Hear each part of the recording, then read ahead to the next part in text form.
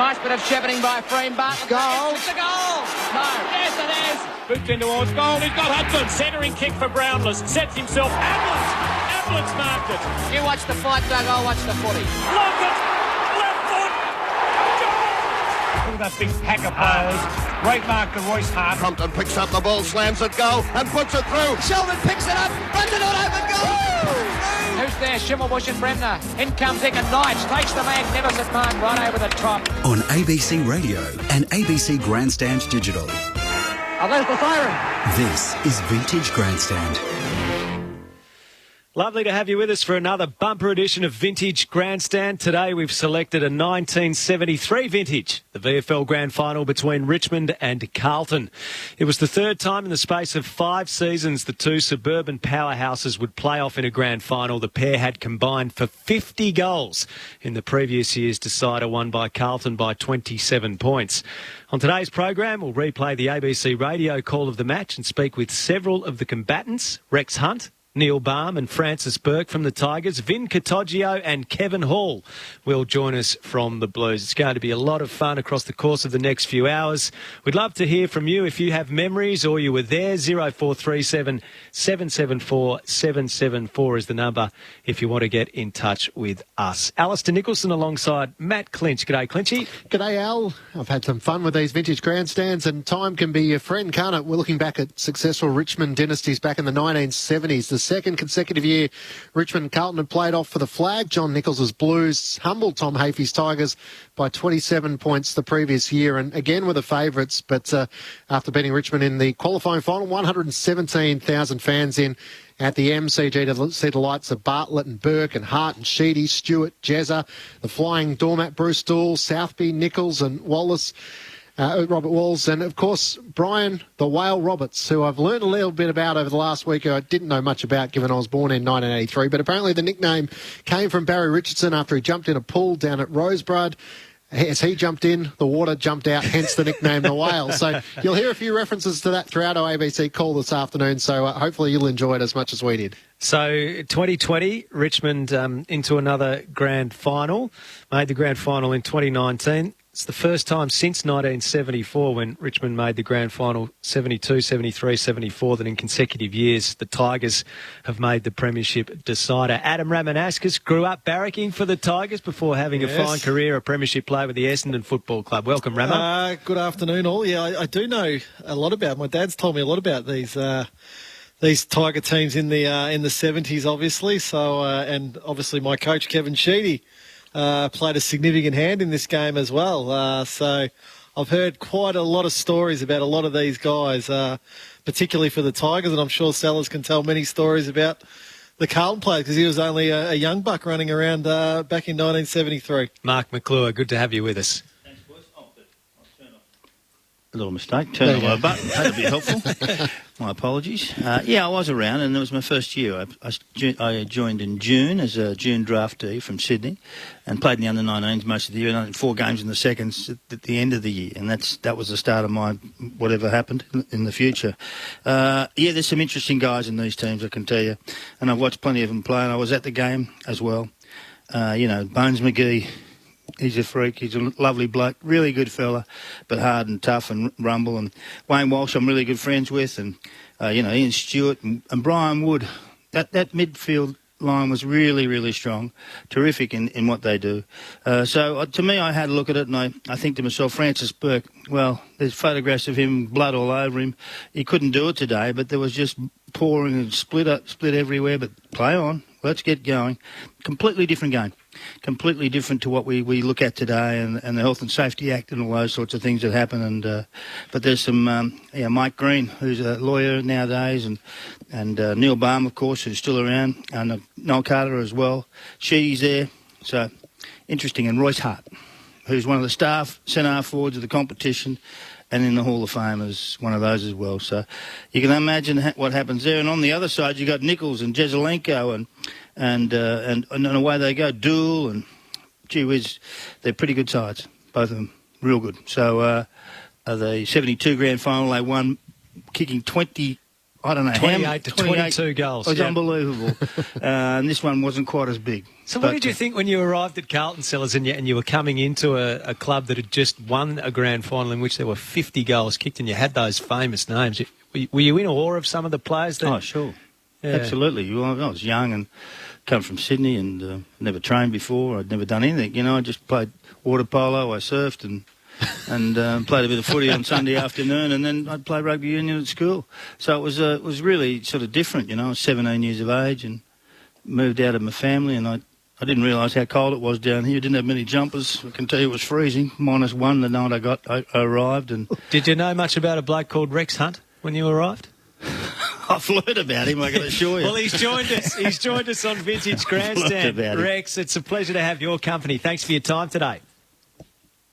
Well, that's about as sincere as winning a fridge magnet on ABC Night. My goodness. Driving home last night from my very, very low-rating program on a commercial station, they have to answer 22 questions before Indira I do, I don't gives them a fridge magnet. I just want to know where my 8 cents a day is going. If it's going to fridge magnets, we've got to find a new supplier, preferably out of China. Listen, Rex, if you do well today, we might send you a Gardening Australia magazine or something. But on the 73 grand final, what are your memories of that day? You'd already been part of a Richmond premiership in 69, and that was against the Blues as well.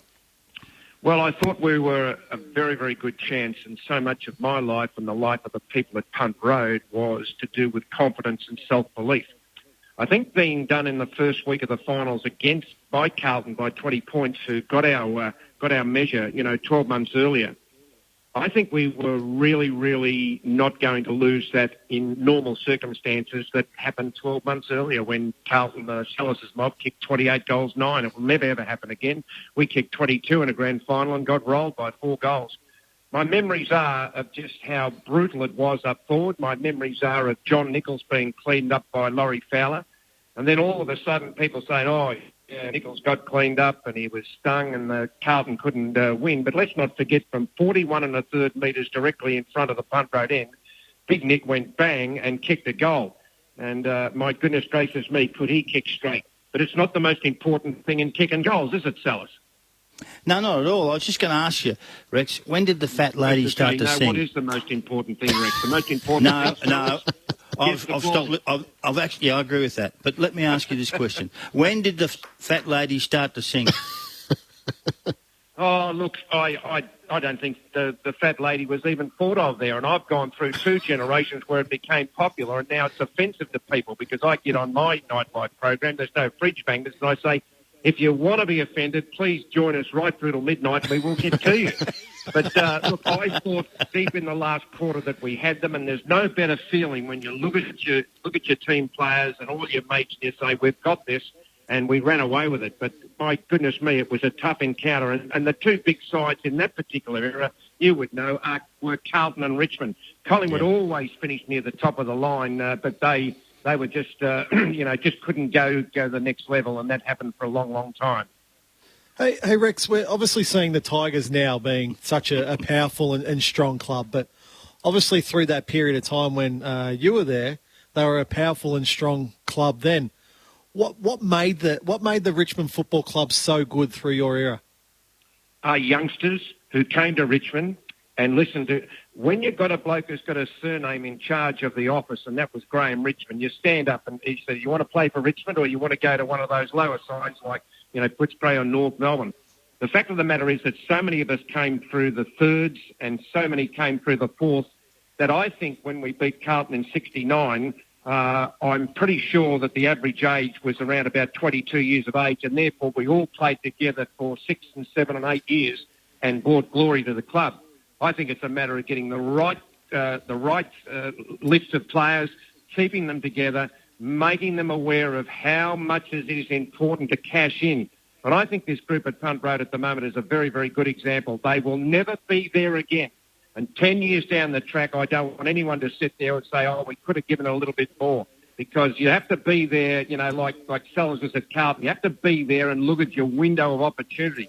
Who would ever have thought all of those years down the track from the Richmond Carlton dynasty that Richmond would be playing in their third grand final in 4 years and Carlton are still trying to get out of the bottom four? It's just so hard to win them.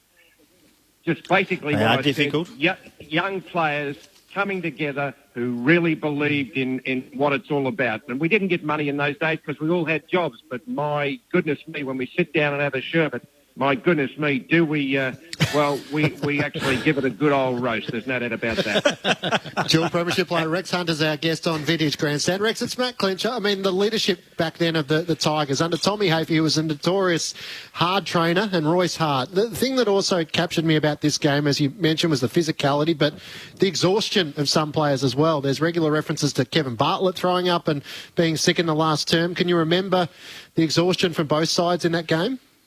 Well, I actually threw up in the back pocket and I was on Nick because Bartlett wouldn't hand pass to me. But 40 years down the track, I realised that was just the norm. You know what I mean? On a serious thing, my friend, the thing about it is we trained as we played. And I can remember Melbourne Show Day used to be a public holiday there. I can remember 15,000 people coming to Punt Road to see us train before the grand final against Carlton after we'd come back from 6 goals down at half-time against Collingwood the week before. And on the Thursday, we had match practice. It was against the Whale, Brian Roberts and myself, who would take Big Nick. Fortunately, I did okay and was selected in the side.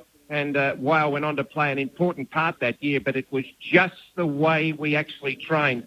And the thing about it is, I think it really paid off. When you have a look down the track, when Tommy went to Collingwood, they were all shell-shocked because they'd never trained hard in their life. And now I hear some of the rubbish going around, Tommy trained us too hard. Well, I think the era at Richmond between 67 and 74 shows clearly you train as you play, and my goodness me, you get the results. I just wanted to say to you, in 72, did Nick kick 6 on you? No, he didn't. He kicked 6 on Ray Boyanich, and so don't go making me look like a fool. The thing about it is that Wolsey kicked 6 on me, you idiot. And Wolsey, that's it. Yeah, and he keeps on reminding me about it. Fellas, I can't believe it. You know, you are just a down-to-earth bloke, and you're a good mate of mine. And the thing about it is, if I'd have asked 25 years ago, when 3LO was, very, very good in the ratings, we'd just got Clinton drivers across the 300, and you were sitting there, staring at me as I lined up the quaddie at Natty Yelly. The thing about it is, if you wanted odds from Michael Escant or one of those blokes, that on this day in 2020, I would be on 3LO out of the 3 o'clock news, and last night, Timmy Lane would be the chief broadcaster on 3AW. You'd have to get $1 million to 1, wouldn't you? I agree with that. I agree with that. No, I agree with that, Rex. And I'm actually certain, I don't know if they've turned us off already, but still. Oh, well, they probably have. And the other thing I want to mention is, what odds would I get on my major sponsor on the other network, with being the Tobin brothers? My God. We did have a bit of fun and a bit of banter between the two. Shrek waited Morford Bill, and they're moving in at Randwick. Go ahead. Hey, Rex, we obviously hear so much about Royce Hart, but we don't hear a lot from him anymore, unfortunately. He was simply a superstar through that era of football.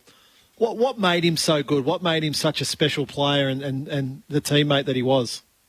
Well, we all laughed when Tommy said, kick it along to Royce and Rex get out of his way. It was as simple as that. He was the best one out. Bruce Dool has publicly said this, which Bruce Dool doesn't publicly say much, you know what I mean? But what a player he was. And when he says that Royce Hart was the most dynamic opponent he's had, and that's what made him a great player. But what the secret, well, it wasn't a secret. The thing about it is he lifted other players who were good ordinary players to do extraordinary things around him. And none better example than after half-time in the preliminary final in 73 when we were in all sorts of trouble. And Collingwood was 6 goals in front, 36 points in front. They brought Royce on, and when we walked up the race in the old Olympic stand at halftime, Graham Richmond stared at us and yelled, "Which one of you blokes doesn't reckon we could win?" Well, at least Francis Bourke has admitted on my program a couple of nights ago that he didn't think we could win, but he wasn't game enough to say it. They went into the medical room, and Bill Granger, the doctor, was asked by Graham Richmond, "We're going to bring Royce on." He said, I don't know whether Royce is good enough. He said, if you bring Royce on, he mightn't be right for next week. And Graham said, "You idiot, Doc. The thing about it is, if we don't win today, there'll be no next week." And of course, through the show, we came out after half-time, were inspired. But I believe another guest of yours later on today, number 21, who threw his weight around in the grand final the next week, he played a magnificent part, Neil Balme. What a great football person he is, both on and off the field. He kicked 5, and he was the bloke that really got us going, although it was just Royce's presence. Can you get my drift? It was just the fact is, the great man is there, he's got a presence, and he lifts good ordinary players to do extraordinary things. Rex, who was the toughest bloke? I know you had a bunch of ratbags there at times, and there's a couple of blokes, Bones McGee and a few others around the place who were pretty hard at it. Who was it? Well, he came from your club. He's called Ricky McLean. Ricky McLean. If you Google tough, if you call kick you right between the nether regions, if you think don't mess with this bloke, his photo comes up. The thing about it is that one year him and Balme kicked 100 goals between them, and that was just magnificent. He was but the most genuine tough player is Francis Bourke. Francis Xavier Bourke, just you know him, you played on him. And the thing about it is that when I was playing centre-half forward for Richmond, before I didn't have any pace to lose, before I moved to centre-half back, the thing about it is we used to have match practice, and I used to get Francis. He was so mean, I can tell you now, you'd go for a game of billiards up the police ranks, and the fact is you'd reckon you'd be playing for houses, and that's what Francis was like. He was just magnificent.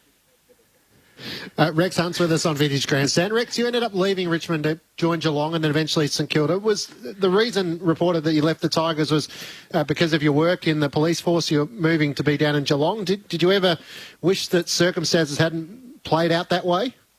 Well, I suppose that, coulda, shoulda, woulda. The thing about it is that I was a career policeman, wanted to specialise in company fraud because at that stage we could catch the crooks with sawn-off shotguns walking into the State Bank and terrorising young men and women.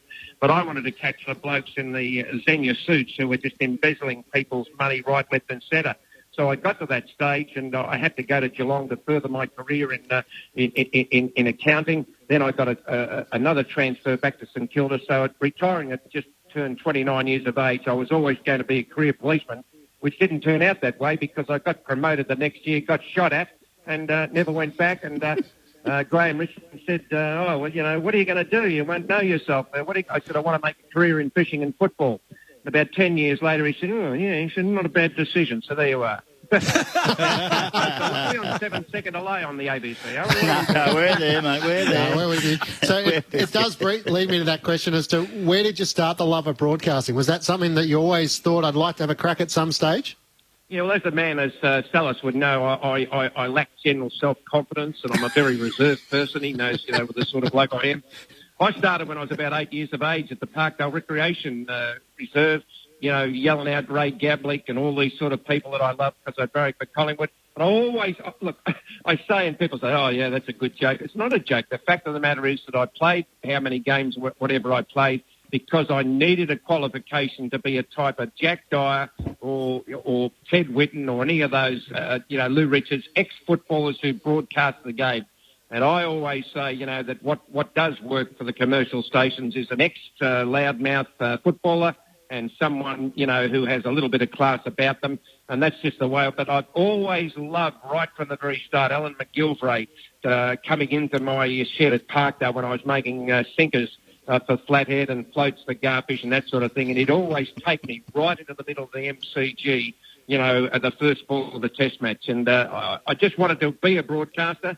And there'll be quite a few people say, well, it was a horror show. But the thing about it is, blokes said, oh, you're an idiot. I said, but what? I listened to you for 25 years. I said, yeah. And, gentlemen, I just can't believe I'm on 3LO and I'm overlooking the bay now and there's a bloke in the canoe. So I reckon I've done all right. Rex, we know you've always been a big fan of the ABC. It felt strange introducing you onto our program today, but it's been a real pleasure speaking to you. We'll get the Gardening Australia magazine out to you. Might even see if we can find a few magnets around the place. I just wondered if you learned anything about embezzling, Rex. Yeah, I'm very, very good on my own books, mate, so don't even try to get anything out. Enjoy your afternoon, well Rex. done. Thanks for your time. Can I just say one thing before I leave? And 3LO is football.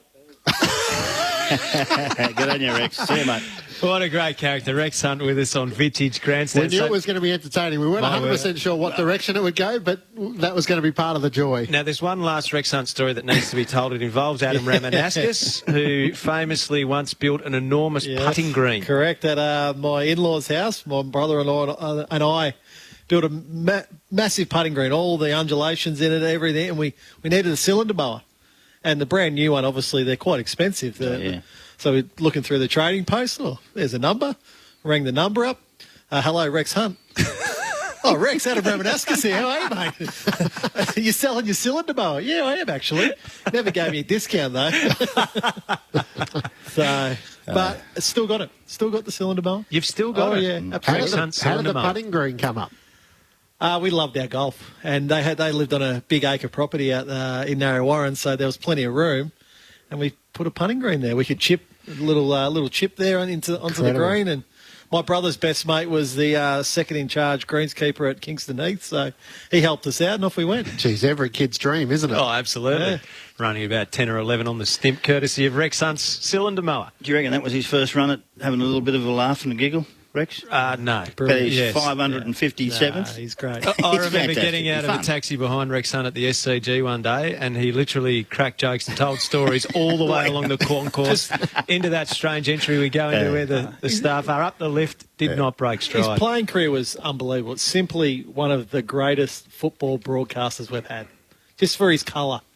The colour that he actually brought to the game was fantastic. And illustrates perfectly the character of that era, and you'll hear a bit more of that across the course of the afternoon. 0437 774 774 if you've got reflections or comments to make around the 73 grand final. Those that took part, some of the famous names. We're about to replay a large section of the first quarter of the match from the MCG.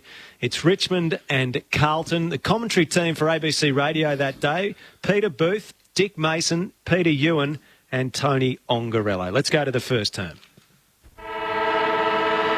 Shows the ball to the timekeepers. And the 1973 grand final underway here at the MCG. Up they go. Roberts gets the tap down. It comes down towards O'Connell. A left foot kick to half forward. Up goes Jesselenko. Can't mark. Kane a handball out. It goes to Sheedy. Sheedy a handball cross. It goes to Bartlett now. Bartlett from half back. Up the half forward. It comes down towards Wood. He's tackled. Gets the handball away. Comes to Ray. Shows a lot of courage. Drops the ball. Crosswell coming in. Handball from Ray across to Bartlett. He dummies. Is caught. Gets a push. And let's see what's going to happen. Umpire Robinson letting play go. Oh! Crosswell a backhand to Wayne Walsh. And Wayne Walsh will get the free kick between wing and half forward flank. And the Tigers into attack. And already Bartlett has hit the deck once. Tigers kicking towards the main scoreboard or city end of the MCG. Down the ground, Jones just boot the ball out towards half-back line. It's going to bounce free. Wood trying to smother it out. It goes to Sproul. He can't click it. And turns Gary Crane for Carlton. Crane boosts towards the centre wing on the outer side. Pack flies. Nobody on the market. Jesselenko. Great recovery. Carlton into attack through Jesselenko. Down to full forward to Nichols. Oh, down goes Big Nick. He's hurt. It's taken by Mackay to score. But umpire coach has blown the whistle and Nichols has got the free kick, but he's laid out. He's flat on the ground, Big John Nichols. Davis a perfect decoy on that occasion. John Nichols in plenty of trouble though, Peter. Fowler very, Big Nick doesn't show any pain at any stage, and he is showing pain at the moment. He was open like a book. He's all right. Oh, he's very groggy. He doesn't know which way to face. 15-metre penalty being applied. Well, Big Nick is wandering around. I'm sure he doesn't. Whoops, the ball was thrown back to Nichols. He couldn't even pick it up. Well, Dick, you know John Nichols better than I do, and he never shows pain. 15 metres. He certainly does, very rarely. This is one of the rare occasions. But he's hurt. No question about it. He's just sparring for time, getting rid of the cobwebs. He ambles in now. The kick for goal. It's on its way. It's a score, and it's a goal. The first goal in the 1973 grand final from the Carlton captain coach John Nichols at the 4-minute mark in the first term. A capacity house here at the MCG. I don't know what that was designed to do, but that could set Carlton right alight. Yes, it won't do Carlton any harm whatsoever. Fowler dealt very, very severely with Nichols on that occasion, and well, it might work. It will certainly prove that they're not going to let John Nichols get his shots easily. That might spur the Carlton side on. Carlton 1 goal, the Tigers yet to score. Tap down towards the half-forward line again for Carlton. Cleared away by Kane now towards the centre wing member side. The race is on. Wayne Walsh, plenty of pace towards the centre wing. Great perseverance, Wayne Walsh. Boots towards the half-forward line. A beautiful kick and it's marked for the Tigers on the half-forward line by Carter.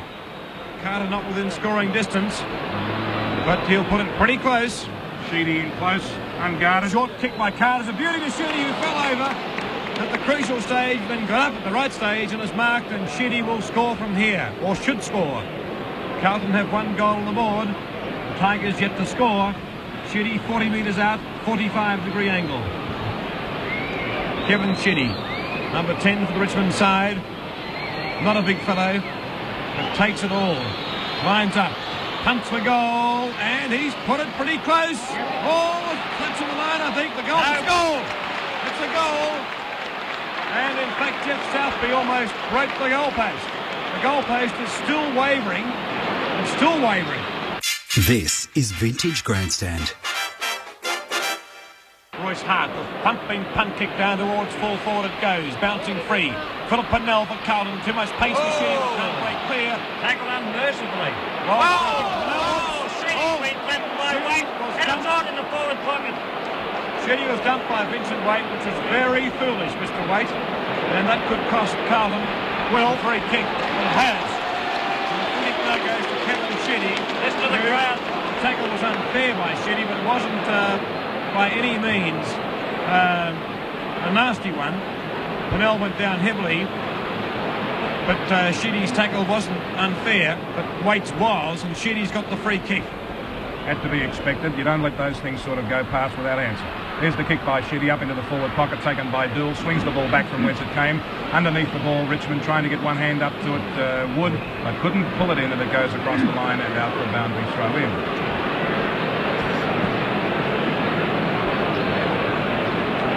Boundary throw in. Green in ruck. Mackay gets in front of him. Green taps it down. Cattaggio the chance for Carlton. Wheels round tight to the left-hand circle. Sells the dummy beautifully. Takes his kick. Bartlett pushes him after he kicks the ball. And Crane up high to take a beautiful mark. Gary Crane, centre of the ground, to drive Carlton forward. Bartlett waving his arms around in the air. Crane kicks it long. Where's Nichols? Using a bit of strength. The ball hits the ground. Nichols can't pick it up. Second by Clay. Kicks it right straight across the half-back line at 90-degree angle. Ian Stewart bearing down on the ball. Finally gets in line with it. Then with the right boot goes plonk out towards the wing. Given the lead by Carter, but the kick is too wide and Carter can't get to it before it crosses the line for a boundary throw in right in front of our commentary position. The score, 1 goal each, and they've been playing 10.5 minutes. Jones and Green in ruck. They nullify each other through a free kick. A silly one given by Jones to Michael Green. Peter Jones is definitely favouring an angle, Peter, I think. Right, Mike Green now from centre wing. Member side up towards the scoreboard end. They fly high. The ball bouncing free. Here's a chance for Hart. Plenty of defenders there. It's Dool. Does it well. Well shepherded by Waiters. Dool from half fullback right across the half-back line. A battle royal out there between Wood and Dixon. And there's going to be a throw-in. Very deep on Carlton, or rather Richmond's, left half-forward flank. About 75 metres out from goal. Throw in. Mackay the tap. But it goes straight to Carter. A left foot kicker towards the forward pocket. A chance for Balme. Southby in front and gets the ball across the line. And there's a throw in, this time only about 25 metres out from the Richmond goal. 10.5 minutes gone in the grand final. Scores a level. Richmond 1 goal. Carlton 1 goal. Jones to tap. Does it well. And the Carlton player is caught with the ball. Goes and it's a free kick. Going to Richmond. It's Paul Sproul. Only about 45 metres out from goal. Tony Angola, what a fantastic start to this grand final. By golly, there's pressure on out there. Is there ever? Tremendous. And they've played now 11 minutes and the score's still locked together.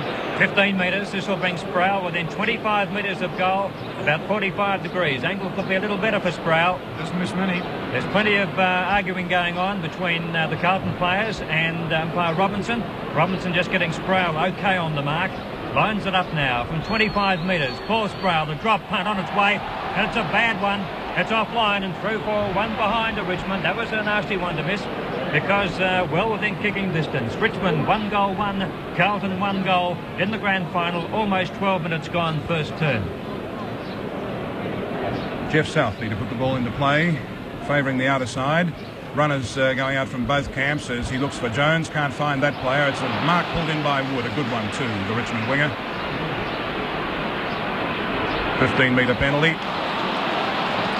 Wood went to play on twice, stop. Dixon went round to cover the mark and was penalised 15 metres. Kick by Wood, a long one to the kick-off lines. The big fellas wait from behind, an enormous stump on the back of Balme's neck. Southby tries to break clear. Bartlett under tremendous pressure from the Carlton defence, and it'll be a ball up.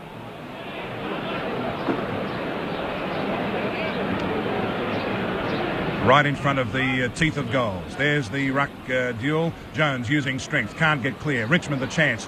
It's the hand pass going out. Carlton defence looks to be pretty strong. Walsh paddling along in front of him, but chance now for Carter. Handballs over his head towards Sheedy. Under pressure, Sheedy. Sheedy will get the free kick for being tackled over the shoulder by Kevin Hall when he was lying on the ground. That free kick, Tony, I'm sure you'll agree, was through sheer guts. Yes, he's really trying hard, Kevin Sheedy. Another chance to goal. Severe angle. About 60 degrees to straight on. Distance no problem. 30 metres. Drop punt, a goal. Beautiful. Goal number 2 to Kevin Sheedy. They played almost 14 minutes. Tigers are 2-1-13. Carlton 1 goal, 6 points. Vintage Grandstand on ABC Radio and ABC Grandstand Digital. O'Connell now up towards centre half forward. Up they fly, off the hands like netball fashion. Comes down towards Kane. His clearing kick from centre half back. Right across up to the centre of the ground. Byrne overruns the ball. Can't trap it. Comes down to Crosswell. Oh! He fends off and hits Wayne Ross. But Wayne Ross right on the nose. And there's a fight behind the play between Crosswell and Davis. And they're boxing on. And there could be a report here. Walsh. And how Wayne Walsh did not get a free kick, I will never know. He hit him right on the nose. And Brent Crosswell showed exactly what happened. Yes, he said to umpire Robinson, he kicked me. Anyway. It's been on again in the centre. Jesselenko's down. Well, what's going on here in the grand final? Big Nick's come in. Obviously, Jesselenko was fell behind the play because the Carlton captain coach is in there using his weight and getting those Richmond players away. Burnell's kick comes out to the grandstand side. Crosswell is high, can't mark. Down to ground, Sproul the chance. He stops, gets caught, forced a handball, does so to Sheedy. Sheedy opens it up, shoots for goal and puts it through. That's his third. Sheedy's kicked all of Richmond's goals. Well, Sheedy's had 6 kicks and 3 goals, and he's certainly been a live wire for the Richmond side in this first quarter. Certainly an inspiration to the Tigers and doing a great job. Yes, tremendous for Sheedy. He can have a little bit of biff and clout, as Thorold says, behind the play, but he still keeps that mind on the football when it counts. 24 minutes gone. Richmond 3-2, Carlton 1 goal 1. The ball back with umpire Robinson. Big Jones in ruck. Along with Roberts. Let's see who gets the tap out. Not a good bounce. It favours Roberts somewhat, but he can't get there. Picked up by Jesselenko. Carlton going forward now up towards Davis. Punched away by Clay. A chance here for Walls. Push in the back. And Robbie Walls will get the free kick. Only 30 metres out from goal. Just wide of centre half forward at the Jollymont end of the ground. Richmond 20, Carlton 7. Robert Walls. Just wide of the true centre half forward position. Coming in now. It's going to be a drop punt. It's on its way. Oh, it's close. No, it's offline. Punched away for 1 behind. I think that may have even hit the post, I think, Peter.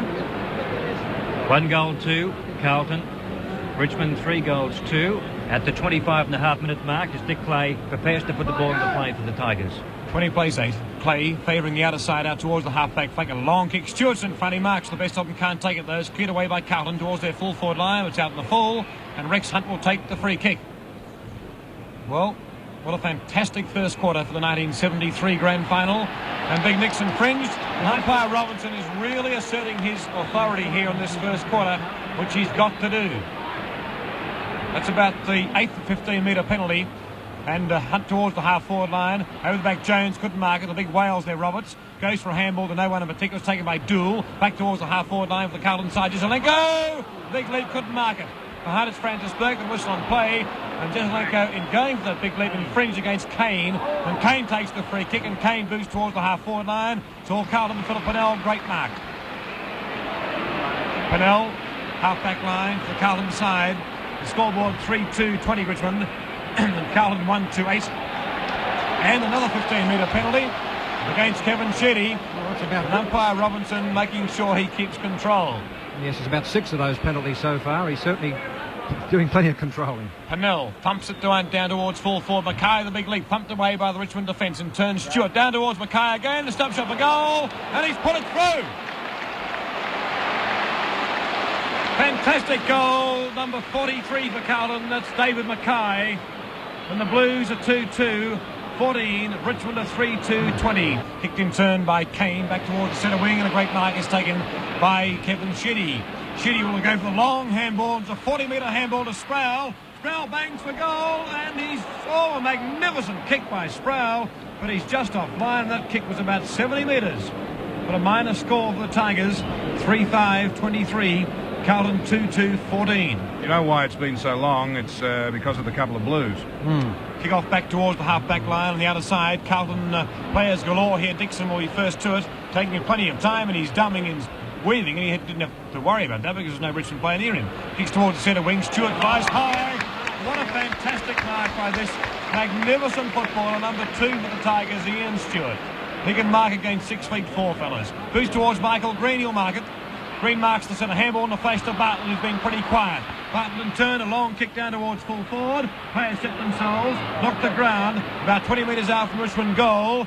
Short kick goes well across the face of goals. But about 6 Carlton players, 1 Richmond. Carlton must clear, and they do now with the racehorse Vincent Waite, who loves a run, loves a bounce. And there's the siren, quarter time at the MCG, and a fantastic first quarter. And Richmond lead 3-5, 23 to Carlton 2-2, 14. On ABC Radio and ABC Grandstand Digital. This is Vintage Grandstand. We're reliving the 1973 VFL Grand Final, and at quarter time, and a fairly feisty affair. The Tigers by 9 points over the Blues. Got so many great people to speak with. We've already spoken to Rex Hunt. That was highly entertaining, setting the tone for the afternoon, we hope.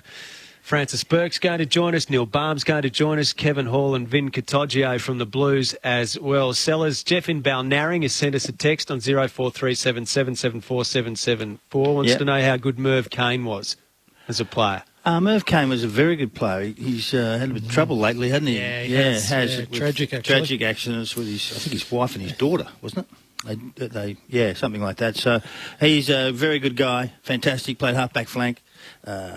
He played at Essendon as well. Yep. He played at Essendon as well. He coached there for many years as well. So he's a good man. Really, really good man. Played against him a few times. He's done a lot of work. He still played in 82. He was still playing then. So to me, I think he's terrific guy. He was head of Essendon's recruiting for a number of years, Merv. Just one of the great human beings. 0437 774 774 if you want to get in touch. If you can remember the 73 Grand Final, if you're a kid following Richmond or the Blues, or you remembered footy during that era, if you went to the game, we'd love to hear from you. 0437 774 774. A bit of a cult figure at Carlton through the 70s. He's joining us now on Vintage Grandstand. A warm welcome to Vin Cattaggio. Vin, hello. Yeah, g'day. How Matty, is it? It's Alistair, Matt Clinch and Mark McClure and Adam Ramanaskas. I might let Sellers kick things off with you, Vin. Vinny, how are you going? At quarter time, Matt. how are you feeling at quarter time? Oh, look, mate. In the 73. Yeah. Long time ago, Sellers. I just worked it out 47 years ago. That's all. Yeah. 47 years ago. Look, it was daunting, very daunting for me. It was your third game in a row. Armstrong and Keogh were injured during the week and the week before, and you had to come in as your third game. And I remember I was in town at that stage, and I knew you were nervous, but you can tell us how much. Yeah, well, that's been really my first full game. The other two were on the bench. I played 1 minute in one of the games and 1 quarter in the other game. So, to be thrown into a grand final, finding out on Thursday night, I reckon I played the game 10 times on Friday. So by the time I got to the ground, I think I was worn out. What did you do the night before, Vin? Well, actually, there's a few. I think a cousin of mine come around, and I think a few photographers come around, did a story. Just tried to... Well, when I say chill out, it's easier to say now. But back then, I just sort of, you're thinking about the game. I think I was in awe of, like blokes like, playing against Kevin Bartlett, who was a legend at the time. That type of thing. I'm thinking, how am I going to keep up with him? So, I was probably more worried about that sort of stuff, Did you head down Sydney Road for a bit of fun the night before? I did too. I think I might have played a bit of pool. Yeah. Sellers might have been there, was he? I could have been. I can't remember. I would have been having a pot of beer, I reckon, because I wasn't playing. Yeah, I think you're right, actually.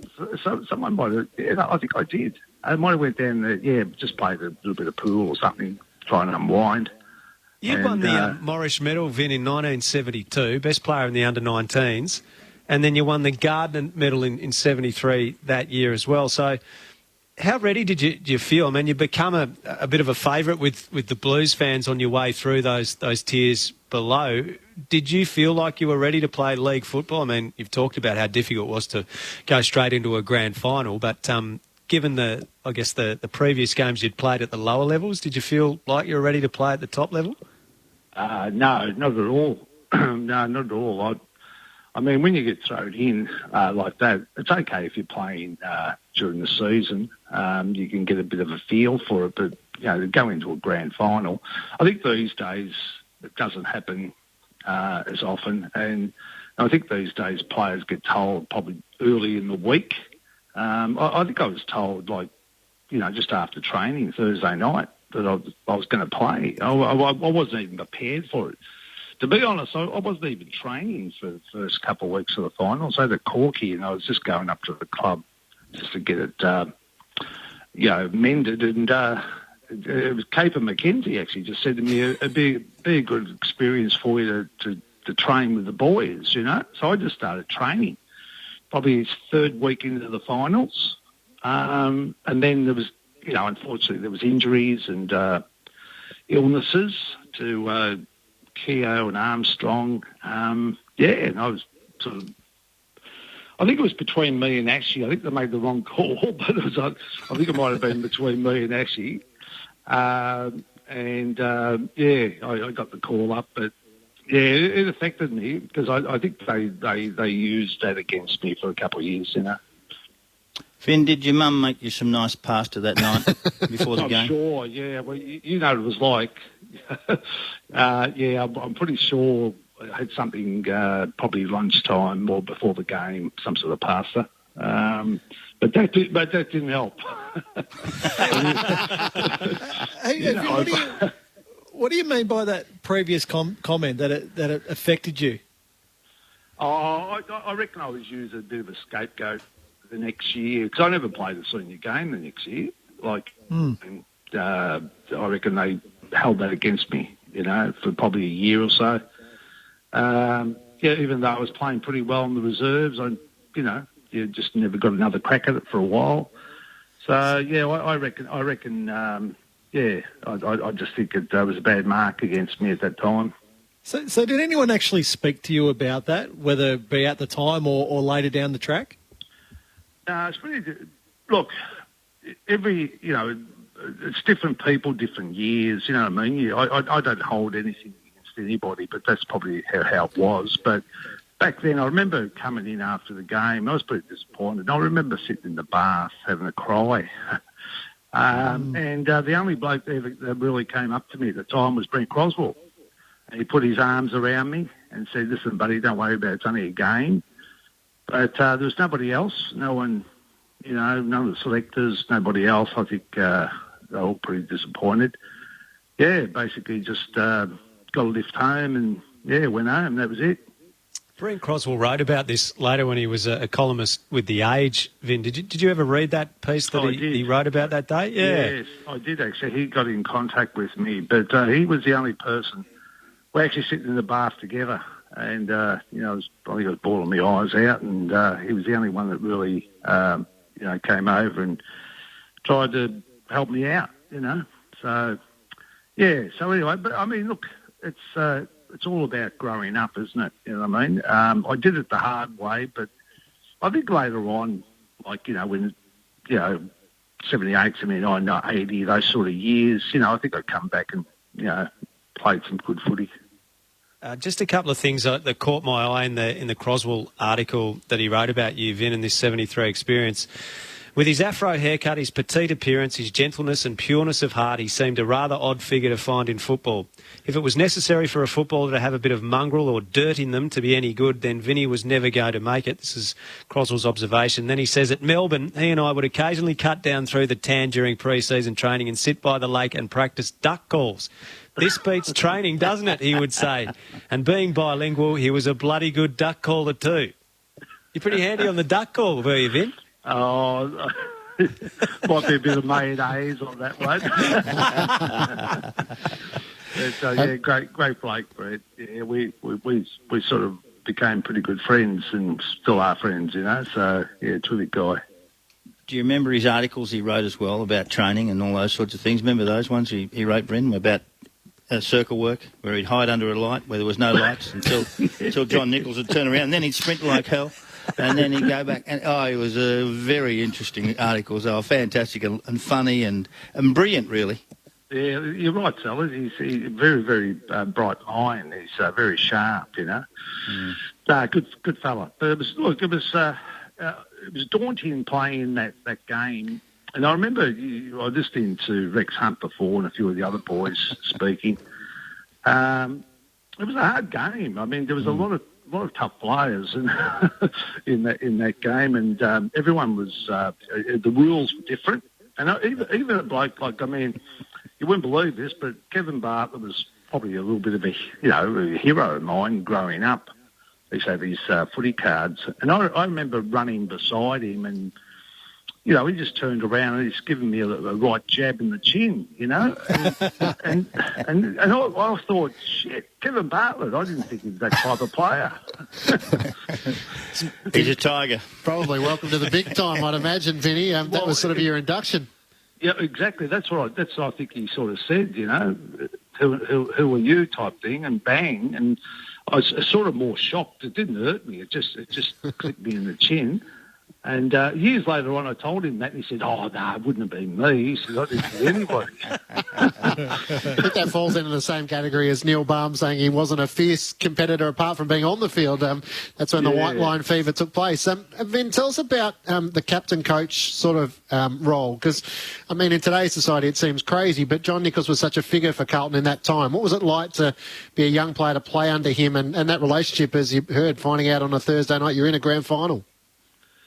Yeah, well, he was a big little guy. He seemed like a pretty big man at the time. I was pretty small and light, so looking up to him, he's like a general. I remember him just at times. The second game I played, I remember it was at South Melbourne, and I remember him just pointing with his eyes basically where he wanted me to stand, and I stood there and he hit me right on the chest and nearly bounced off my chest, But he was an imposing figure. But when he went down, it sort of, I think, rocked the side, because he was our sort of general. And when he went down, I think everyone sort of thought, shit, this is no good. Yeah. Vin Cattaggio is with us on Vintage Grandstand. Now, Vinny, I've had the pleasure of going in most Saturdays with Sellers to the games in which we've been broadcasting, and your name came up in his transition from Sydney down to Melbourne, and the fact that your family sort of looked after him, and at that stage you didn't know pasta was any different to outside of a tin. What was a young Mark McClure like in your experience? Yeah, well, I think you're right about that. I think when he came down, when he started having lunch and tea and breakfast at our place probably every day, and started to enjoy Mum's homemade pasta and meatballs and homemade sauce. Oh, you got no idea how good they were. He said one day, he said to my mum, he said, Mrs. Cattaggio, I thought pasta only came in a can. So his version of the story is that he could smell it wafting over the fence and sort of somehow got invited, and that just became a regular occurrence. Yeah. I remember him saying to me, "Don't tell anyone else at the club, you know. Just keep it between us." No, Vinny helped me a lot because I wasn't the greatest runner of all time. I never trained much, but he would suffer his time with me to run around the park with me most times until I improved to a reasonable level, not to the greatest level. No, you but did. Reasonable. I'll tell you something. You were amazing because we would run around with Mick Mannix and Lee Bernardi, and I'd look beside me and you'd be right there, Sellers. So you worked hard. I was just hanging on. Vinny, ripping to catch up with you. Thanks for your time today. We better get into the second term. Oh, pleasure. Good to talk to you. Catch up, Sellers. Good on you, mate.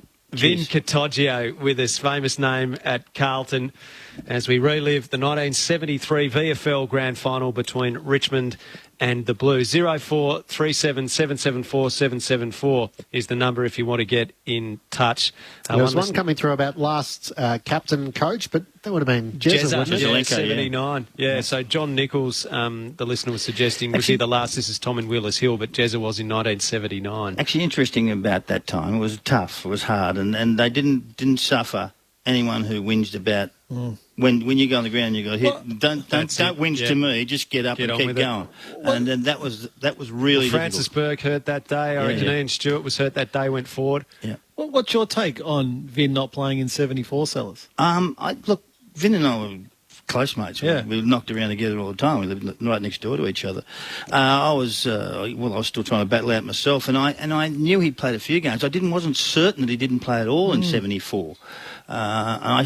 Because I played my first game, round 7, 74. So, to me, and we trained together all the time. We worked together. We did all that stuff together. So it was interesting, and it's obviously hurt him a little bit. No doubt. I would. Very honest in his reflections on the game, albeit, as he said, 47 years ago. Let's go to the second term. Richmond by 9 points over Carlton as we take you back to the ABC call of the 73 Grand Final.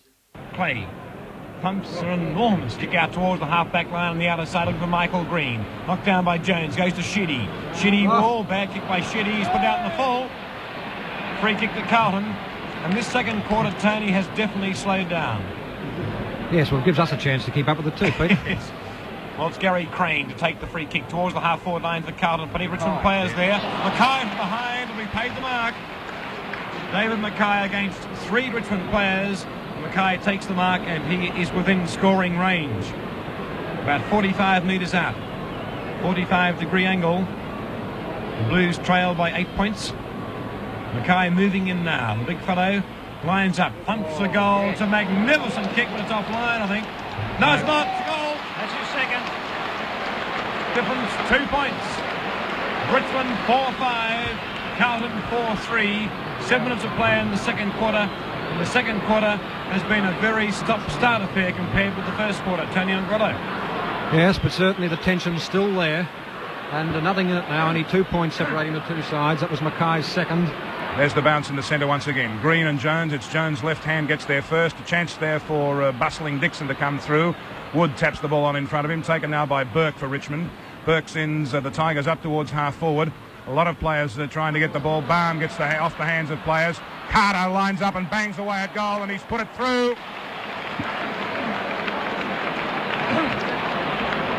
Richmond's 5th. A quick reply to Carlton's 4th. And the Tigers now by 8 points at the 8.5-minute mark of the second term. 35-27 the score. Harry Stanton spending plenty of time on the field, the Richmond runner. It's his last game for Richmond as well. He's going to Adelaide. There's the bounce up in the centre once again. Once more, Jones sends Carlton forward, rucking better. Up towards O'Connell, gathered in by Walsh. Pulled on the shoulder, pulled too high, round in the face, says the umpire. Oh, Walsh has said thank you. He's gone this time. Oh, it's on. Kevin Hall's been thrown to the ground by McGee. And there's a 100-metre penalty virtually. Oh, by golly, that was a decent old 30-metre. Two of them. Two of them in that. Two of them. Walls now kicking for goal from the point of the diamond. Wobbly punt kick. In front, Dixon. Mark to Dixon. Well, Wood very slow to punch. He's doing his nut. He's asking the Wood on the player behind him, why didn't he go for the punch when he was behind? Dixon. This could be a tricky shot for Dixon. He's about 25 metres out. If he puts it into the air too high, the breeze could catch it. Gosh. He steered it in. It's a goal. It wasn't the worst kick I think I've seen all year from the point of view of a kick. But it was true. That's all that counts. Yep. He kept it low. If he put it up in the air, I thought the breeze would have caught it. It was a wobbly kick. He miskicked it, let's face it. But it kept low and the breeze didn't have a chance to get to it. Richmond 5-5-35. Carlton 5-3-33. 10 minutes gone in the second term. The ball back in the centre. Umpire Robinson. A magnificent day here in Melbourne. A great crowd to see the grand final. No one goes up in ruck. It's taken by Hall. He dropped it like a hot bag of spuds. Dropped it once again. Gets one. And umpire Robinson is going to call for a bounce right near the centre circle. It's a crazy piece of play. Tapped down by Jones. 2-2. Taken by Wood. Wood of Richmond now. A high one to centre half forward. Underneath it, Crosswell. Takes it well. And Big Roberts gave him one in the kidney area on the way through. Brent Crosswell. From centre half back. A long kick to half forward. Jezelenko. Mackay! Nearly the mark of the match. Comes down towards Wood. He roves the pack well. And a little to do behind play. Not all that serious though. Wood's kicked to the... Oh! To the centre of the ground. And Jones has lassoed Carter's neck. Carter now. Transplant. In the centre circle. A long one by Carter up towards centre half forward. The big whale underneath it comes to ground. Hart, a long hand pass to Sheedy. Sheedy's fourth goal coming up. Oh, it's bouncing free. Oh, it hit the face of the post. Hit the post. Oh. 3 goals, 1 to Kevin Sheedy. And how clever he was to keep that ball down. Richmond 5-6-36. Carlton 5-3-33. Jeff Southby boots out towards the half-back flank on the outer side of the ground. A prodigious kick again. Michael Green pumps at the ground. Here comes Stewart. About to meet Kevin Hall. Stewart, well done, Stewart. Racing in towards half-forward. He'll pump it down towards full-forward. Who's home for the Tigers? Balme's in front position. Knocked away by Vincent Waite. Oh! Down the ground it goes. Players go in all directions. Umpire Robinson moves in. Southby was knocked down first. And now the Carlton players are saying to Neil Balme, we didn't like that very much. And Balme's on the ground. Umpire Robinson moving in. I think Balme expected to carry on from last week, but he's forgotten one thing. He's not playing against Clifton, he's playing against the best in Jeff Southby. He's still got to go for that ball. In a bit of trouble. He's on his feet now, but he's being held up virtually. And Tony, this grand final for 1973 will... There have been just so many incidents. Yes, it's disappointing, Peter, in so fact as it's a very, very ugly game. It's a shame because the crowd want to see football, but it's being held up time and again by overuse of the whistle, which is necessary when you consider the way some of the players are going on. Well, one can't help but feel sorry for poor Ian Robinson. What a game to control. This is Vintage Grandstand. A chance now for Carter as he wheels round. Puts the shot away at goal. Waite is charging towards the ball, but it's gone out of bounds for a throw-in. Up in the forward pocket on the members' side of the ground, 36-34, Richmond leading, Richmond in attack. There's the tap down by Jones. It goes straight to Balme, his kick smothered. Balme throws another roundhouse, right! He's going to be reported, I think, and umpire Robinson had to duck Balme to get in. He cannot possibly escape having his number taken now. It's just a caution, I think, but yes. By gosh, it's a strong conversation. I'll tell you what, even Muhammad Ali would be frightened to take him on. Right, the free kick by Vincent Waite now from full-back. A high one up to centre half-back. Hard up, couldn't mark. Play on the ground. Picked up by Bourke. A high kick by Francis Bourke. It's going to land about 15 metres out from goal. Up goes, was it Balme? No. Hart. Yes, Hart gets a handball across to Sheedy. Sheedy dummies and weaves. Does well to get far. Ball to boot. And puts it through for one behind. A good gutsy performance by Kevin Sheedy. He's tallied 3 goals, 2 for the match. Oh, that Richmond 10 forward kicks line's to Sheedy. crowded. And Balme not concentrating enough on the ball. 16 minutes gone in the second quarter here in the grand final. Richmond 5-7, Carlton 5-4, Southby. Out towards centre half back. Infringement there. It's going Richmond's way to be taken by Paul Sproul, who's been a very active player for the Tigers today. 9 kicks. Kick by Sproul. Oh, it's a long penetrating kick into the pocket. Green up. But got one behind the ear, but there's off hands and there's going to be a throw in only about 10 or 15 metres around from the Richmond behind post. Jones taps it down, but to no one. Crosswell was retarded, I thought, without the ball. Scrambly play about 30 metres out from the Richmond goal, and it's going to be a Richmond free kick to the captain, Royce Hart. Fourth kick to Royce Hart, who's been pretty quiet to date. I thought Crosswell was unlucky. I thought he was retarded momentarily.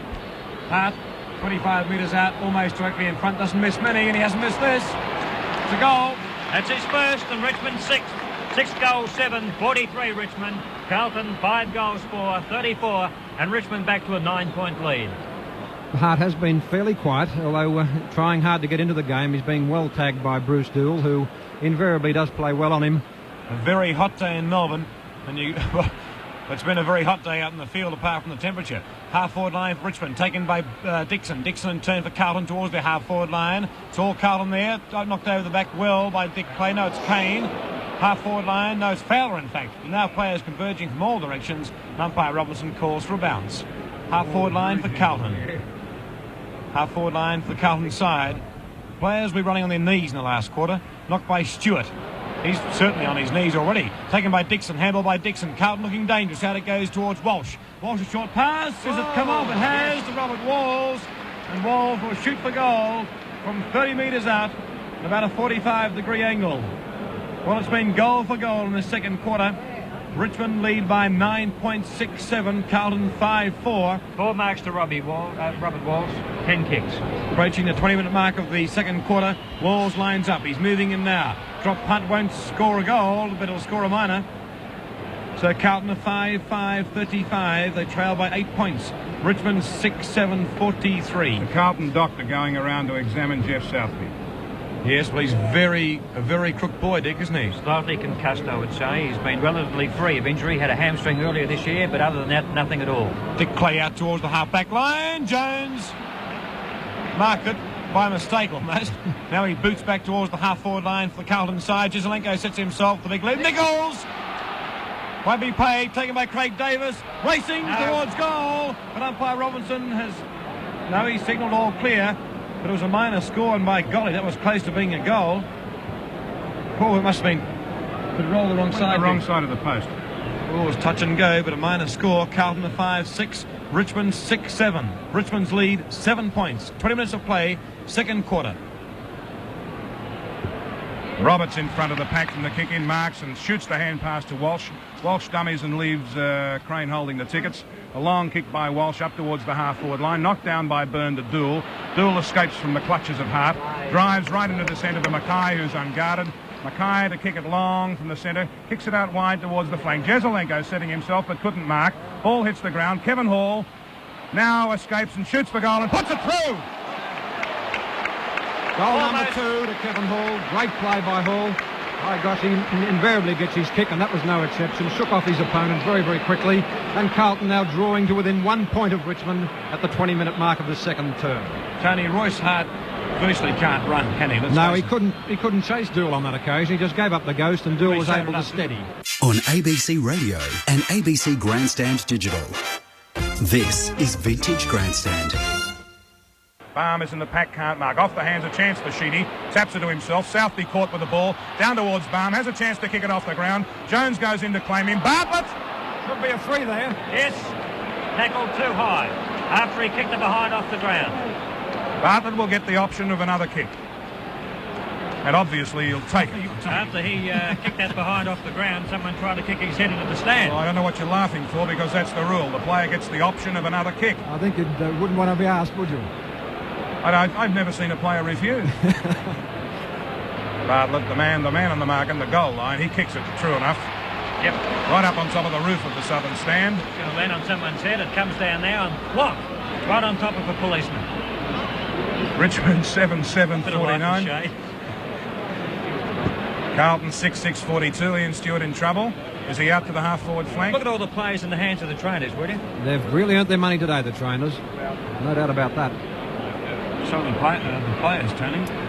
Yes, well, they're getting a lot more than the trainers, of course. The Tigers back with an over-goal lead towards the half-forward line. Now it goes towards Walsh now. It's with Sheedy. Centre wing, he'll handball to Walsh. Centre wing out of side. The Tigers to move forward. The dying stage of the second quarter. Walsh towards the half-forward line. Royce Hart sets himself. Great mark, Royce Hart. Magnificent mark. This fellow is a real champion. He's playing on one leg, let's face it. He can't run. but he's worth playing even on one leg. Hart about 50 metres out. Could score from here. Hart favouring his left boot. Lines up. Drop punt. Is way off line. No, it's there. It's a goal. 2 goals to Hart. Well, I'm sorry, but I thought that was definitely a point. But it's a goal. Richmond, 2 quick goals in the dying stage of the second quarter. They have again moved away from Carlton. Richmond are 8-7. Carlton 6-6. Tony. Both centre-half forwards doing well for their respective sides. Hart with his second goal now. Doing a lot more, although Doull's still playing very, very close to him. But I fancy Robert Walls is doing just a little bit better for Carlton at the centre-half forward position down there. Ray, half-forward flank, out of side. Takes the long kick up towards the kick-off lines. Roberts is there, weight over the back of the pack. Open goal for anybody who wants it. Scouted well by Byrne. Sends the ball out wide to the flank. A chance there for Dixon. Dixon wins the ball. Gets round onto his left boot. Kicks it into the open spaces. A chance for Walsh of Carlton. Francis Bourke showing great pace. Streams downfield. Kicks for goal. Waite puts his body in front. Taken by Balme. Snapshot. Yes. Through for a goal. The impossible goal from Neil Balme. Well, it was only the bounce that got it through. It had to miss. It hit the ground and screwed in. A beautiful kick though by Neil Balme. He's first, and it's taken a while. Well, that's 3 goals, the Tigers, in 4 minutes. 62 to 42. Very close to half-time. And Richmond by 20 points. Jones against Green. Jones thumps towards the half-forward line for the Carlton side. Richmond through McGee will break clear. Dummies the handball, then will go for the long thumping kick towards the half-forward line. And Carlton's defence under plenty of pressure at the moment. Oh, kicking in danger against Carlton again. And Richmond's free kick will be taken by Ian Stewart, who's really feeling the heat. Short pass by Stewart. Out towards the pocket, but it's not a good one. The mark is taken by Byrne. Carlton's defence under tremendous pressure. The dying stage of the second quarter. Byrne boots out towards the centre wing. Bad kick straight to Michael Green. Green will thump the Tigers back into attack. Approaching the 30-minute mark of the second quarter. Michael Green, centre wing, out of side. To go for the long kick, which he does. It's a thumping one too, right to the goal square. The big whale sets himself. He's marked it. He's marked it on his chest. Well, Vincent Waite tried to fly from behind, but the big whale, I think, got the shock of his life when he marked it on his chest. But he positioned his body beautifully. And Roberts, who is probably one of the worst kicks in the league, but also doesn't miss many goals, strangely enough. Throws the ball Lines down up. one-handed. Doesn't miss many. Very acute angle. Moves in. Kicks for goal. He's put it through. 26 points now, Richmond lead in the grand final. Tony Ongotto, as I mentioned, the big whale is possibly one of the most atrocious kicks in the league, but he very rarely misses goals. Yeah, that's true enough. He's got the right idea, though. You're supposed to guide that ball down with the right hand, and he does it very, very obviously. Too much so, perhaps, but that was a good one from a very acute angle. Let's check the scoreboard at the 32-minute mark. Richmond 10-8, 68. Carlton 6-6, 42 in the VFL Grand Final. Back in the centre, tapped down by Jones. 2-2. Crosswell couldn't take it. Comes back to Jones. Another fine play there by both teams. Handball out by Crosswell. Finds Crane. Crane from half-back. Gets the ball to half-forward. Mackay up far too early. A chance for Jezelenko. Handball across to Dixon. Dixon lines up now. A long kick. It's going in towards goal. It's through. It's a Carlton goal. David Dixon. That's his second. And the deficit now for Carlton only 20 points. Richmond 10-8. Carlton 7-6. Well, the longest quarter so far, 33.5 minutes here at the MCG. There's the bounce again. It's a bad one. It favours Carlton. O'Connell tapped it up towards Walls. Half-distance kick by Walls. Goes to Mackay, who's fighting every inch of the way today. It comes down towards Bartlett. Dummies and weaves and does it ever so well. A high kick, wasting valuable time for the Tigers if they want to score before half-time. It comes down off the hands to Ray. Ray up towards the big whale, and he's marked. He's marked about 45 metres out from goal. Wide of centre half forward. The siren about to sound here at the MCG. Big Brian Roberts. He's had a tremendous season. Oh, yes. Too close to the man. Play on, says the umpire. He kicks it in. It rebounds to Michael Green. A high one. It's going to land about 20 metres out from goal. And it's going to be a Richmond free kick. Too high. Ian Stewart. I think it's Stewart. Yes. Sheedy, is it? Yes, No, it's Stewie. Ian Stewart, 25 metres out from goal. The siren's gone for half-time. This could put the Tigers 26 points in front. There's about 5 people on the mark. It's on its way, and Stewie hasn't missed. That's his first goal. And Richmond 11 goals, 8, 74 at half-time. Carlton 7 goals, 6, 48. Vintage Grandstand on ABC Radio and ABC Grandstand Digital. It's half-time in the 1973 VFL Grand Final as heard on ABC Radio. We've got so many great guests coming up this afternoon for you. Neil Balme, who was involved in a couple of quite serious incidents there in the second term. He's going to join us on Vintage Grandstand in just a moment. Shortly, we're going to bring you, though, the live race call of the Everest, Australia's richest horse race from Randwick.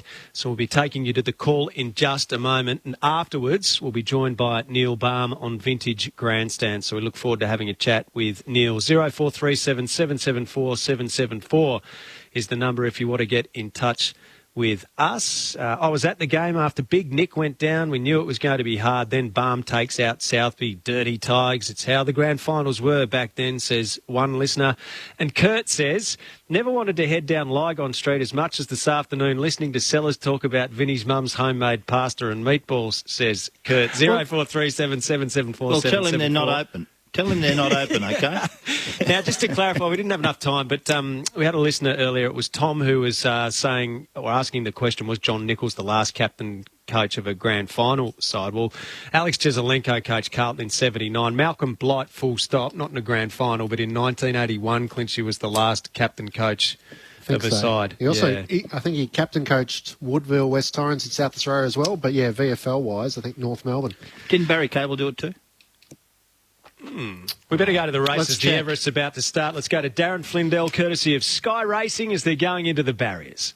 Trained by Anthony Cummings. So Libertini moves forward, and we're just about right now. The light is on, and we're ready for the Tab Everest of 2020. They're set to go. Gates are back, they're off and racing, and Eduardo jumped well. Classique Legend actually jumped okay, but being restrained, and now Nature Strip, Eduardo fight out the early lead. Aubrey on hers going forward together with Dollar for Dollar on the rails. Classique Legend snagging back, looking for a spot. Racing on the outside there of Trekking, then came Behemoth, Libertini back in the field, caught wide. They're followed then by Guitra down on the fence from Bivouac to Fane, and Santa Ana Lane's the last one. Eduardo showing great speed, and Eduardo leads clearly by 2.5 on Nature Strip. Aubrey on third, they're well strung out. 2 further back to Dollar for Dollar. They're followed after 3 lengths in the field to Trekking from Behemoth. Classique Legend looking for a bit of cover now. Libertini the outside. Guitra being roused along from Bivouac. Santa Ana Lane and Tafane. Eduardo at the 300 metres, a length clear. Nature Strip's been in his slipstream giving chase. 2 after Aubrey on her. Classique Legend 4 off. The grey flash is starting to cut loose. Here he comes. Classique Legend storms to the front and kicked away. The grey flash is now an Everest legend. Bivouac home to second. Photo for third. Trekking and Guitra. Then Santa Ana Lane from Aubrey on her and Nature Strip. Further back to Libertini, Tafane, Behemoth, Eduardo, and Dollar for Dollars last in. So that's the Everest, Australia's richest horse race, run there at Royal Randwick. Darren Flindell with the race call courtesy of Sky Racing, and we'll bring you the key feature race, the Caulfield Cup, later today, as well as we bring you Vintage Grandstand, our replay of the 1973 VFL Grand Final. So Classic Legend from Bivouac, a photo for third. We're still to determine the third place getter in the Everest. On 0437 774 774. Gary from Ballarat says, "G'day fellas, I'm enjoying these grand final replays so much. I go for North Melbourne, but because Carlton was so strong in the 70s, everyone knew them no matter what team they went for. It was great listening to Vin Cattaggio. Vin mentioned about having footy cards of Kevin Bartlett, but I remember having cards of Vin and Mark McClure. Everyone knew and loved Vin, and I'm certain it is because surely he had the greatest hair of all time in the AFL, VFL. Thanks for the memory," says Gary. There weren't too many dudes like that back in the day, Sellers? They had a bit of frizzy hair going in those days. A lot of blokes had perms. You ever saw a couple of umpires saw perms? A few beards? Beards, you know. All that a lot of beards. Yeah, a bit of that. But Bruce Stall just let his go? Well, he couldn't do much with it, Bruce. He had a little bit of trouble there. He was follically challenged, and he needed to wrap it up with a headband that got thrown off every now and then by somebody else. But let me tell you, he could play. Phil from Perth says, "Hi guys, loving the 73 insights. You mentioned Jezza being the last captain and coach of a premiership team. I thought it was Malcolm Blight in 1981. Sorry, you mentioned Jezza being the last captain coach. Correct. I thought it was Malcolm Blight in 1981. Before he stepped down for Barry Cable to take the reins. Jezza was at the Saints the same year but stopped playing part way. I say this with so conviction, though," says Phil. Phil, thanks for your text, 0437 774 774. Jezza coached in 79, and by 1980, he was out the door at Sellers and gone to St Kilda. And we had to sack him. When George Harris left, he had to go with him. But Mike Patterson didn't last too long at St Kilda, and Jezza was coaching there all of a sudden. We can talk to our next guest about a few different things. The game we're talking about today, 73, and the current Tigers too, because he's been heavily involved in the success of the Richmond Football Club, even to the present day. Neil Balme has joined us on Vintage Grandstand. G'day, Neil. How are you guys? I've been it's quite daunting when I look back to that and you think, I'm not quite sure what was going on in 73. But funny when you think about it, and I try to think back to, it's so long ago in our own thingy, but because most of us have kind of been in footy that whole time, the years run into the years, but it's a long time ago. And we were still fighting the Vietnam War. I mean, it was a different kind of attitude towards life in lots of ways. I'm kind of looking for an excuse as to why a decent bloke like me was so miserable. Now, Neil, I mean, we've just played the second quarter and you're involved in a couple of quite nasty incidents with Vin Waite, and before that, Jeff Southby, and ultimately Southby has to be substituted out of the game at half-time. Can you take us inside your mind during those moments? What was taking place? Well, it is hard to think back to it, but I kind of remember hearing Lee Matthews say something once that made so much sense of it, is that it's very hard to impose now on them. That was then, this is now. We were thinking differently. We as players, we had nothing but respect for Carlton. We loved them. We loved playing against them. But we knew we had to impose ourselves on them physically for us to win. Now, when you look at it, you think, God, if we did that now, you'd get life. But it wasn't sort of seen quite that way in those days. It wasn't seen as, even though you're looking to say, well, it's pretty nasty. It's not ideal. But we weren't kind of thinking that. I mean, for example, Tommy never said, we need to go out there and whack someone. But what they did say was, this is a tough game. You've got to stand up for yourselves. We've got to impose ourselves on the opposition. If physicality is required, it's required, sort of thing. And that's kind of what happened from it. But again, if you try and relate it to today's standards, it's pretty hard to do, isn't it? Yeah. Did you get Southby better than you'd expected to? Or, I mean, the results of it, did it surprise you how well you got him? He goes to take his kick and he can't stand up to start with, and he basically almost falls over after he takes his kick.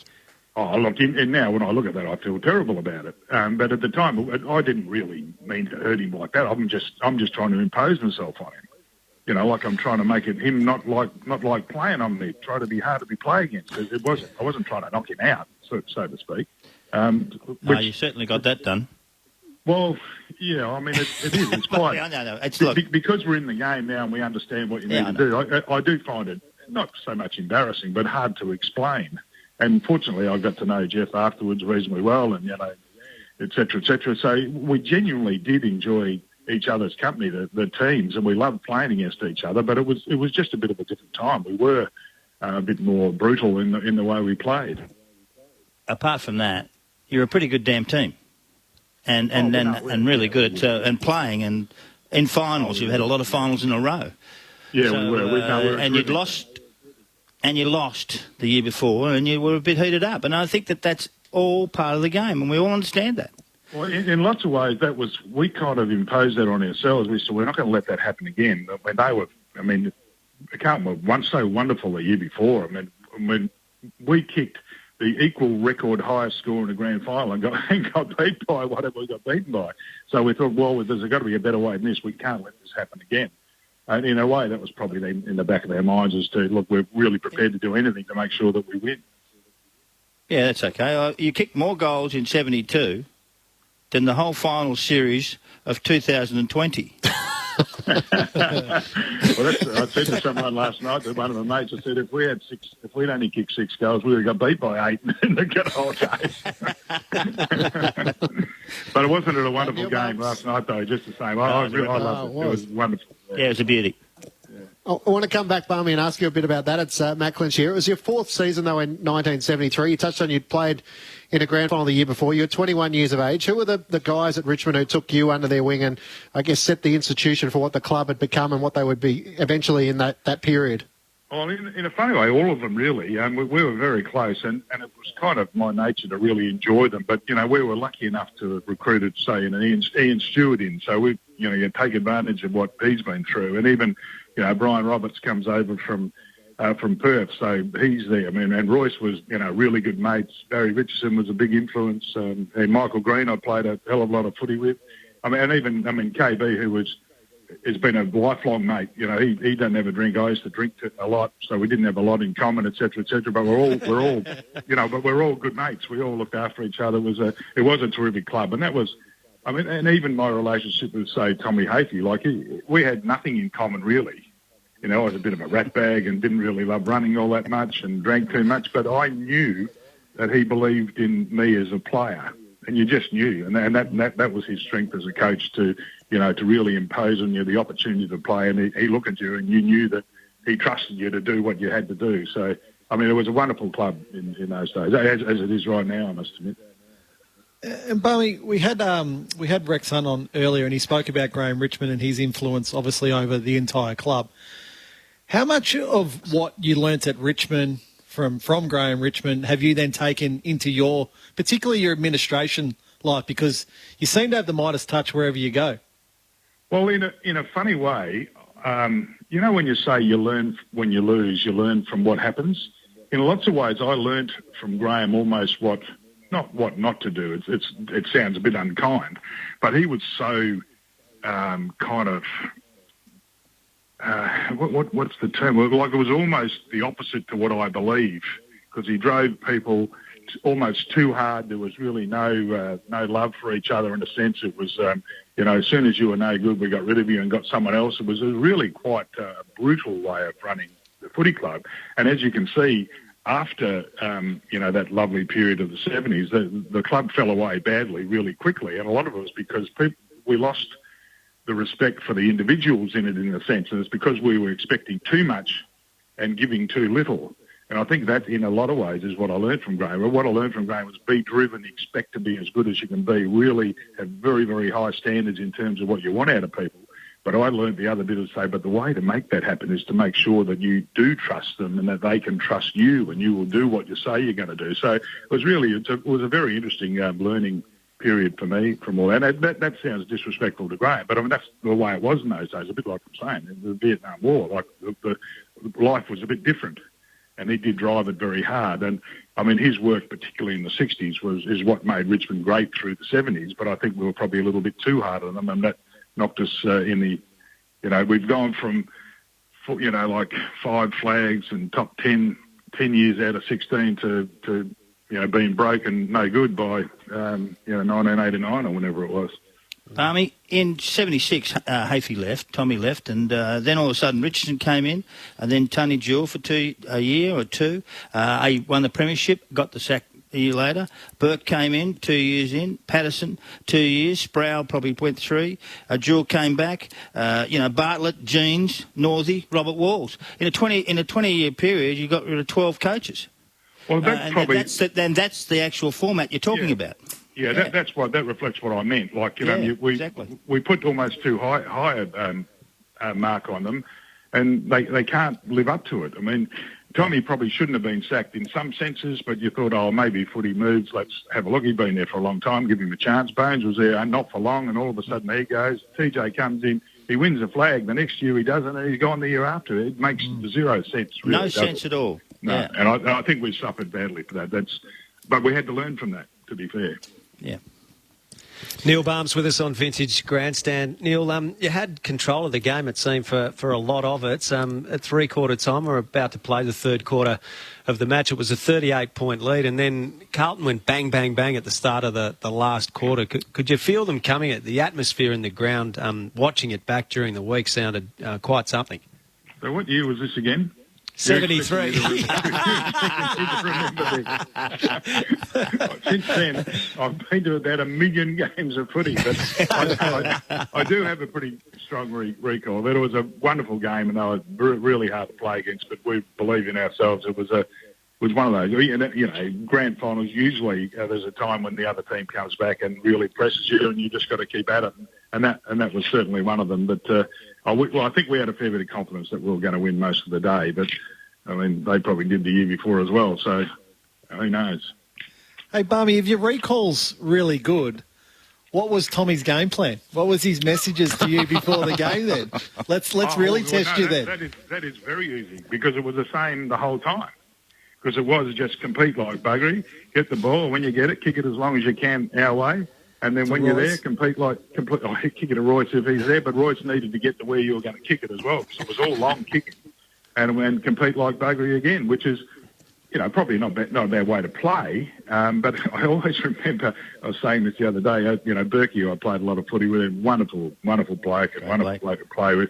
And I remember saying to him one day, you know, when you see me down forward and you're coming streaming out of half-back, if you could just kick it to the side that I'm standing on, that would make it easier for me. And he looked at me for 5 seconds and just went, well, that's as weak as piss. Can't get it yourself. He would have kicked the filthy mongrel, wouldn't he? Yeah, so that was a bit of a reflection of what Tommy wanted as well. It was no finesse, none of that rubbish. Your talent will get you to where you got to get to, but it's our commitment and how hard we go and how simple our game is. Just kick it along, compete for it, crumb it as much as you can, kick it along, compete for it. It was almost as simple as that. And in a defensive sense, just be man on man and punch the ball when you have to. The game plan was genuinely very simple in Tommy's eyes. And then you mentioned, Balme, you didn't like training too much and you enjoyed a drink, but how hard did Tommy actually train you guys? Oh, no, it was terrific, really. He pushed us really hard, and and we all accepted that and understood it. We were a little bit naughty sometimes in the background, but essentially he wouldn't have played us if he didn't think we were doing the right thing. And again, I mean, I wasn't a great trainer because I wasn't naturally, you know, the gifted athlete that some people are, particularly in the way they run, but I'd push myself really hard. I'd always train extra nights as well because you just knew that you had to make your contribution to the team. You had to, but I mean, if I ran around the 10 with Tommy, he would have been beating me by 10 minutes probably. That's what I meant about us not having a lot in common. You had some characters in that team. Oh yeah, the whale. Yeah, it's a very important part of it, and we really did believe in each other, and we looked after each other, and but yeah, people like Brent, he's one of the best people you could meet, and then as I said with Stewie coming in as well, he was really exciting. I mean, and Royce was so committed to all of us, and as I said, Mad Bourke, who was just, you know, he'd do anything for the place. Dickie Clay, who was a star player. Sheeds, I mean, I haven't even mentioned KB's name at this stage. And Bones was, you know, very, or two Boneses, Bones McGee and Bones Richardson. It was terrific, yeah. Neil Balme, I often talk about, and even Mick Moldhouse, who I worked with for a while, he came a bit later on, and after 73, but he was just fantastic to play with as well. We had some really good people at the Tigers. So, Balme, for all your time involved in footy, and you've been involved in over 50 years in coaching, playing, administrating, do you still get the same enjoyment now as what you did back when you were playing? Was the happiest times when you reflect, and your memory might be a bit sketchy back to those days, still back when you were playing, or has the memories of being part of successful teams in Geelong and Richmond superseded that? Well, it's so funny. I mean, footy's for playing, really. But I can't believe what I felt like last night when we won that game. It was amazing. I'm at home with the family, and I'm jumping up and down and yelling and screaming and carrying on like a fool. And, it's been a funny year, and I've had not all that much to do with it because they're up there and I'm in Melbourne, et cetera, but it was the best thing that's happened. All of a sudden, we're in another bloody grand final. How did that happen? It was wonderful. Yeah. So, no, genuinely, the love of the game hasn't diminished at all, and I've been very lucky that I've been able to do it in lots of different ways. As a player is obviously, the most obvious. I mean, coaching is as you know, ask bloody Royce Hart, it's quite challenging, but it's a really good part of it. And to be in the administrative side is really fantastic as well, because you do get to have an impact, and you get to, you know, your philosophical feelings of it you can impose on your team, and all of a sudden when they work, you feel like you're a genius in some ways. And I've been lucky to work at a lot of, you know, really good clubs as well. So no, it hasn't diminished. I felt just as happy last night when the game finished as I would have back in '73, I reckon. And it's hard not to ask you about Royce Hart, given the news in the last 24 hours. So the stress and the anxiety, the pressure on coaches today, can you give our listeners a bit of an insight as to how all-consuming it can be in a footy bubble? Oh, it's awful. It brings a tear to my eye. I mean, I was with him quite a bit at Collingwood, and he's a terrific kid. I haven't had that much to do with him in the last few years.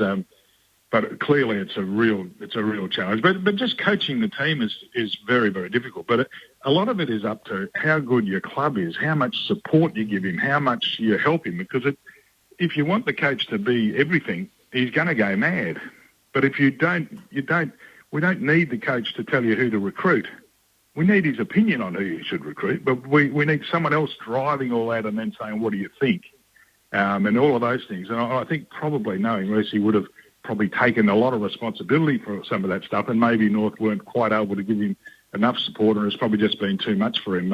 Again, that's me guessing from outside, but it's really sad, because he's a fantastic young man and a really kind of an important person to have in footy, that sort of guy. So, and we'll definitely miss him, no doubt about that. You've had a huge influence across the course of a playing career, as a coach, as an administrator as well, Balme. You've had an influence in ways you probably don't realise. One of our texters, 0437 774 774, says, great to hear the replay. My oldest too is a Tigers fan, aged 6. He loved his food except for cauliflower. His grandfather in desperation one day told him that his favourite player, Neil Balme, used to have a cauliflower and white sauce sandwich tucked into his socks to eat if he got hungry during a game. From that day on, he was hooked. Go the Tigers, says this listener. So you never quite know the influence you've had as much as you've had a huge one on football. Isn't that lovely? Isn't that lovely? Great chatting to you, mate. Thanks for your reflections. I know it's hard to remember when you've been involved in footy and so many instances of great games over the years, but good to get from you what you can remember. Oh, look, it's lovely. I've been so blessed to have had so many years in footy, and I've met so many great people. It's been really great fun, and to think it's been 50 years is madness in itself. But and then to be just as excited last night as I would have been back in 1970 seems crazy, doesn't it? But it is a good game. We've been very lucky. The AFL have done a wonderful job to still provide us something with all of this stuff that's going on. It's really very exciting, and great talking to you guys. Really good fun. Yeah, absolutely. One last one, Balme. You have said, there was an approach from Adelaide recently to get you involved there, and you decided not to go down that path. Do you have any sense of how long you want to remain in football for? Well, no, I've got no sense that I want to get out. I did have a funny kind of medical thing a couple of weeks ago, which has made me think about it a fair bit, and then they've told me that I've got to be careful of how much stress and all that's in my life, and I've always thought that I've dealt with that very well, but clearly I didn't. A couple of weeks ago I had a bit of it's called a brain seizure or some bloody thing. That's because I'm getting older, I guess. So obviously there'll be an end of this at some stage, but I still love it, and as I said, I got that excited last night that I want to be in it forever, but who knows? What stress are you under? Well, no, I don't. I honestly you don't coach? Well, you don't train them? You don't? I think, funnily enough, I think the stress might have been the consideration of leaving and going somewhere else. That was maybe the problem. And you feel as though you've got a responsibility to your people, and maybe that didn't help me. And that's probably, in a sense, in a funny way, told me to pull my head in and just hang around Richmond, which I'm going to do. Well done, Neil. Been fantastic. Good on you, mate. Thank you. Good on you, Balme. Thanks for your time today. Pleasure. Anytime, guys. Neil Balme with us on Vintage Grandstand. What you a think of contribution everything to football. he's achieved in footy, his time with Bomber Thompson at Geelong, coaching Melbourne with Joseph Goodnick, and the challenges the club went through. They got to a prelim final. Collingwood in the early 2000s. Collingwood with Mick and no Eddie one thought and that team was great, and they still made grand finals. I was going to ask him as to whether Dusty or Gary in their prime were better players, but we might save them for another day. Yeah, we'll get Balme again, I'm sure. He's not going anywhere. If Richmond win another flag, they get harder questions to try and answer, I guess. Let's go to the third quarter of the 1973 VFL Grand Final. We've got the Caulfield Cup call coming up for you at around about 5:15 Australian Eastern Daylight Time as well. So hang around for that. We'll take you to the live call as we mix in our interviews. Still to come on Vintage Grandstand, Kevin Hall from the Blues. We've also got in the lineup Francis Bourke to bring us home, so that's going to be a special treat for us later on today. And still a couple of quarters from the ABC call to be played. Peter Ewan, Peter Booth, Dick Mason and Tony Ongarello heading up your call team. At half-time, 11-8-74 Richmond, Carlton 7-6-48. We take you now to the third quarter action. The Carlton defence standing firm. Kicked away by Peter Jones. It's out in the full. Peter Jones, who is without doubt troubled by that ankle injury and has kicked out on the full, and it's Richmond's free kick in the forward pocket. Taken by Wayne Walsh, a pumping kick towards full forward. Royce Hart, mark not paid, down the ground it goes, umpire Robinson moving in, and it's going to be a Richmond free kick directly in front without any doubt. There's about 15 players around the ball, but Royce Hart has the kick. Tony, I thought he may have marked it to start with, but I think the kick was a free. No, it was definitely a free given. Very, very ugly pack of players. Royce certainly got his hands to it, Peter, but I didn't feel he held it long enough to be paid the mark. Well, the Tigers by 26 points. Hart shouldn't miss from here. It should be 32. Bangs for goal. He's put it through. The Tigers lead by 32 points. And Tony, as I mentioned before, looking at the field at the moment, and a lot of the Richmond players, it's like a battlefield. They look like war veterans.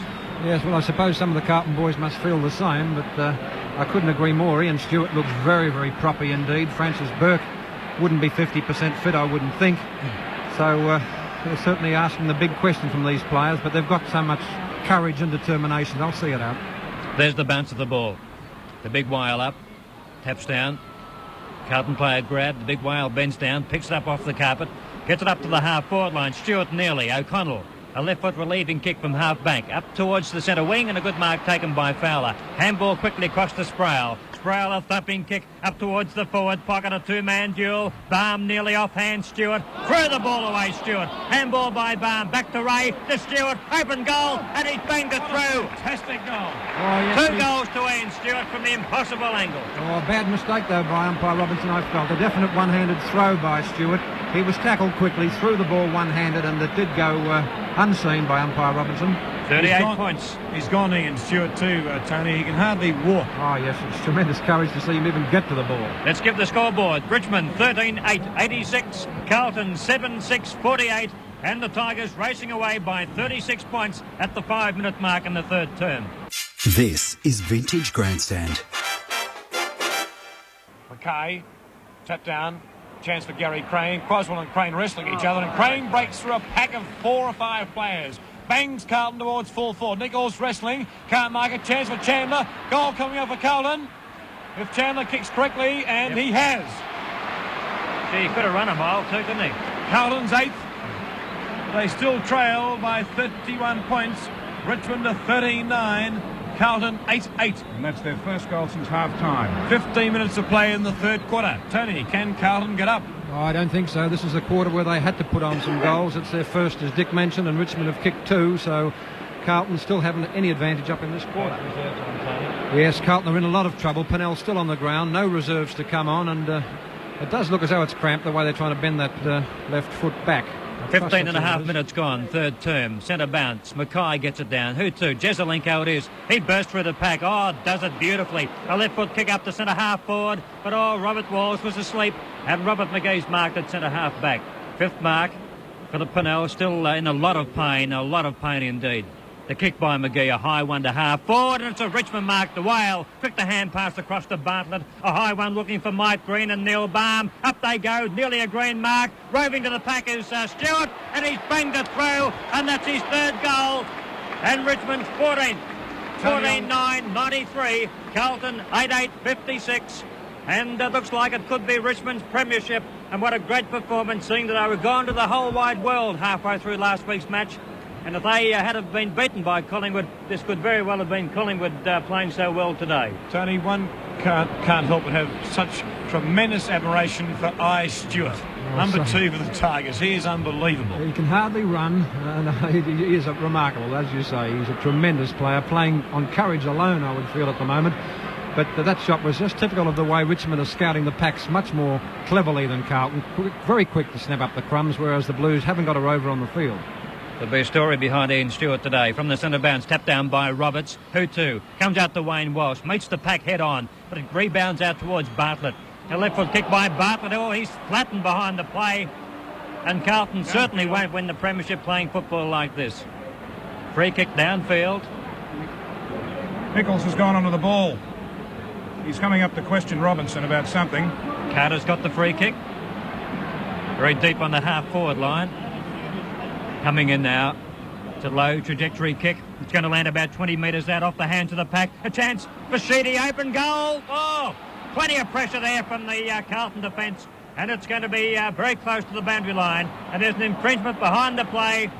A bit of biff and clout, and Sheedy is going to get the free kick on the impossible angle. I'll tell you what, he's not feeling too spry and chipper at the moment, Mr. Sheedy. He got one right on the nose, and the umpire caught the offender, Vincent Waite, and has paid the free kick against him. A cute angle, but certainly close enough to score. Hasn't favoured his right boot. Bartlett is cramped over on the far wing. Pennell is up and walking. Richmond 93, Carlton 56. Sounds like a casualty station. Sounds like the Anzac March. Coming in now, and he's missed right across the face of goal. Free kicks, Carlton 26, Richmond 35. That's the story of the game in the second half. Richmond 35 free kicks, Carlton 26, and in the marking division, Carlton 28 and Richmond 31. 93 to 56 the score, with Gary Crane taking the free kick for Carlton. He kicks it towards Jones. Jones out possession, taken for Carlton and sent forward, but a fine diving mark is pulled in for the Tigers by big Rex Hunt. He's been effective in the back pocket, hasn't had much work to do. There's his kick towards centre half forward. A big pack of players. Sheedy involved in there, taps the ball to ground, taken by Chandler. Chandler gets his kick eventually, but straight into the arms of Bartlett, who was just waiting there almost on his lonesome. Bartlett's first mark. Pennell to the forward pocket. And now Bartlett from centre half forward. Kicks it towards the edge of the lines. Jones is there to try and spoil, but it's Royce Hart who takes the mark. Oh, very good. Well, it's become a procession. Nichols is walking up into the forward lines, Richmond's forward lines. I wonder what he's going to do. He's got to do something. Royce Hart kicking for goal from 20 metres out. He pulled it. He's missed it. Behind only. Not often. 3-3, Royce Hart, his tally. Up to the centre. No one can mark. Carter comes to play a better game since half-time. Comes down the ground. Brian Quirk's in there battling hard for Carlton. Gets a right foot screw kick back to the half-forward line, and Robert Walls takes the mark. Now Jesselenko's by himself. He gets it to Jesselenko. Jesselenko now will dummy and weave. No, gets it right across to Pennell on one leg. Pennell now runs into an open goal, and it's a typical backman's kick. It's out of bounds on the full. Well, you couldn't condemn the boy because, as I said, he's only on one leg. Carlton have lost the idea of handball. No handball on the back line at all by Carlton. That's their big asset to get the play flowing. Richmond 14-10, Carlton 8-8. The kick by Clay now from that free kick. Up towards Green, can't mark, off hands, picked up by Carlton. A left foot kick in towards centre half forward, Robert Walls. Now he'll steady play down for Carlton. About 50 metres out from goal, right in front. Drop punt on its way. It's a beautiful kick, and it's straight as a die. Goal number 1 to Robbie Walls, who was one of their great players when they played Richmond on the MCG a fortnight ago. Richmond 14-10, 94, Carlton 9-8, 62 at the 25-minute mark. Well, the Blues trying hard to get back into this game, but 5 goals odd. Under the circumstances, I think is an impossible task. There's so many of them looking very, very weary. Mind you, their opponents aren't any fitter, so it's just going to be a question of who lasts it out the longest. It's a diamond free by the look of it. Yes, Richmond had 6 players in the diamond. Carlton's way to Mackay, out towards the half-forward line. Short kick by Robert Walls and towards the pocket. Plenty of Richmond players there on a boundary throw-in coming up. I think kept in play by Wood. In the half-back line, the Tigers move towards the centre wing member side, and the chance to mark to Burn, and he just grabs it in time. He's been pretty quiet too. Handballs and turn across to Gary Crane. Crane from the centre wing bangs Carlton to attack. All Richmond behind, but it beats the pack. Waiting behind is Francis Bourke. Bourke relieves the pressure back towards the half-back line, and it's all Richmond, and Chitty takes the mark. Kevin Chitty handballs and turn across to Bartlett. Bartlett from the half-back line will go for a run. He's got about 50 metres to run if he wants to. He decides to go for the long pumping kick towards half-forward. A great mark taken Royce Hart can't believe it. Oh, Stephen Ray's marking hasn't been paid. Oh, good heavens, what have we got to do? Swallow it. Barracking for Richmond a bit hard, Pete. They're a long way in front. They don't need too much help. I'm not barracking for anybody. That was a mark. Yeah, who wins? It was a mark. Is that a mark, Tony? Yep. Thank you. Royce Hart now, wide of the centre. A drop punt up towards full forward, punched away by Waite, comes to ground, a chance for Wayne Walsh. Dummies around umpire Robinson, slams for goal. Wayne Walsh. And the Tigers have got the premiership all wrapped up. 16 goals, 10. 115 goals, 10, 100, is it? Yep. The Carlton 9-8-62, the margin 38 points. That's goal number 1 to Wayne Walsh. Well, Big John awfully worried at the moment. He's been worried since the 20-minute mark in the second quarter. Back in the centre. Not a good bounce. Favours Mackay, straight to Crane, does it well. Flanked it wide, looking for Davis. And Davis marks. Plays on quickly now. From the point of the diamond on the wing. A thumping kick up towards centre half forward. From the back of the pack, a chance for Jones. He comes to it. How he can't get his birth to it. Plenty of pressure there from McGee. Gets a short kick away from goal. Looking for Pennell. Oh, Pennell looks as if he's on a crutch at the moment. And Richmond have no trouble whatsoever through Wayne Walsh in clearing the ball away. Very deep out on the half-forward line. Well placed. No Chandler falls over all by himself. And he's on all fours and he watches the ball just go over the line in front of him. The unfortunate part, Peter, is that, of course, as you mentioned, Pennell's in one league, but Carlton have both reserves in the ground. So that's right. Stay there.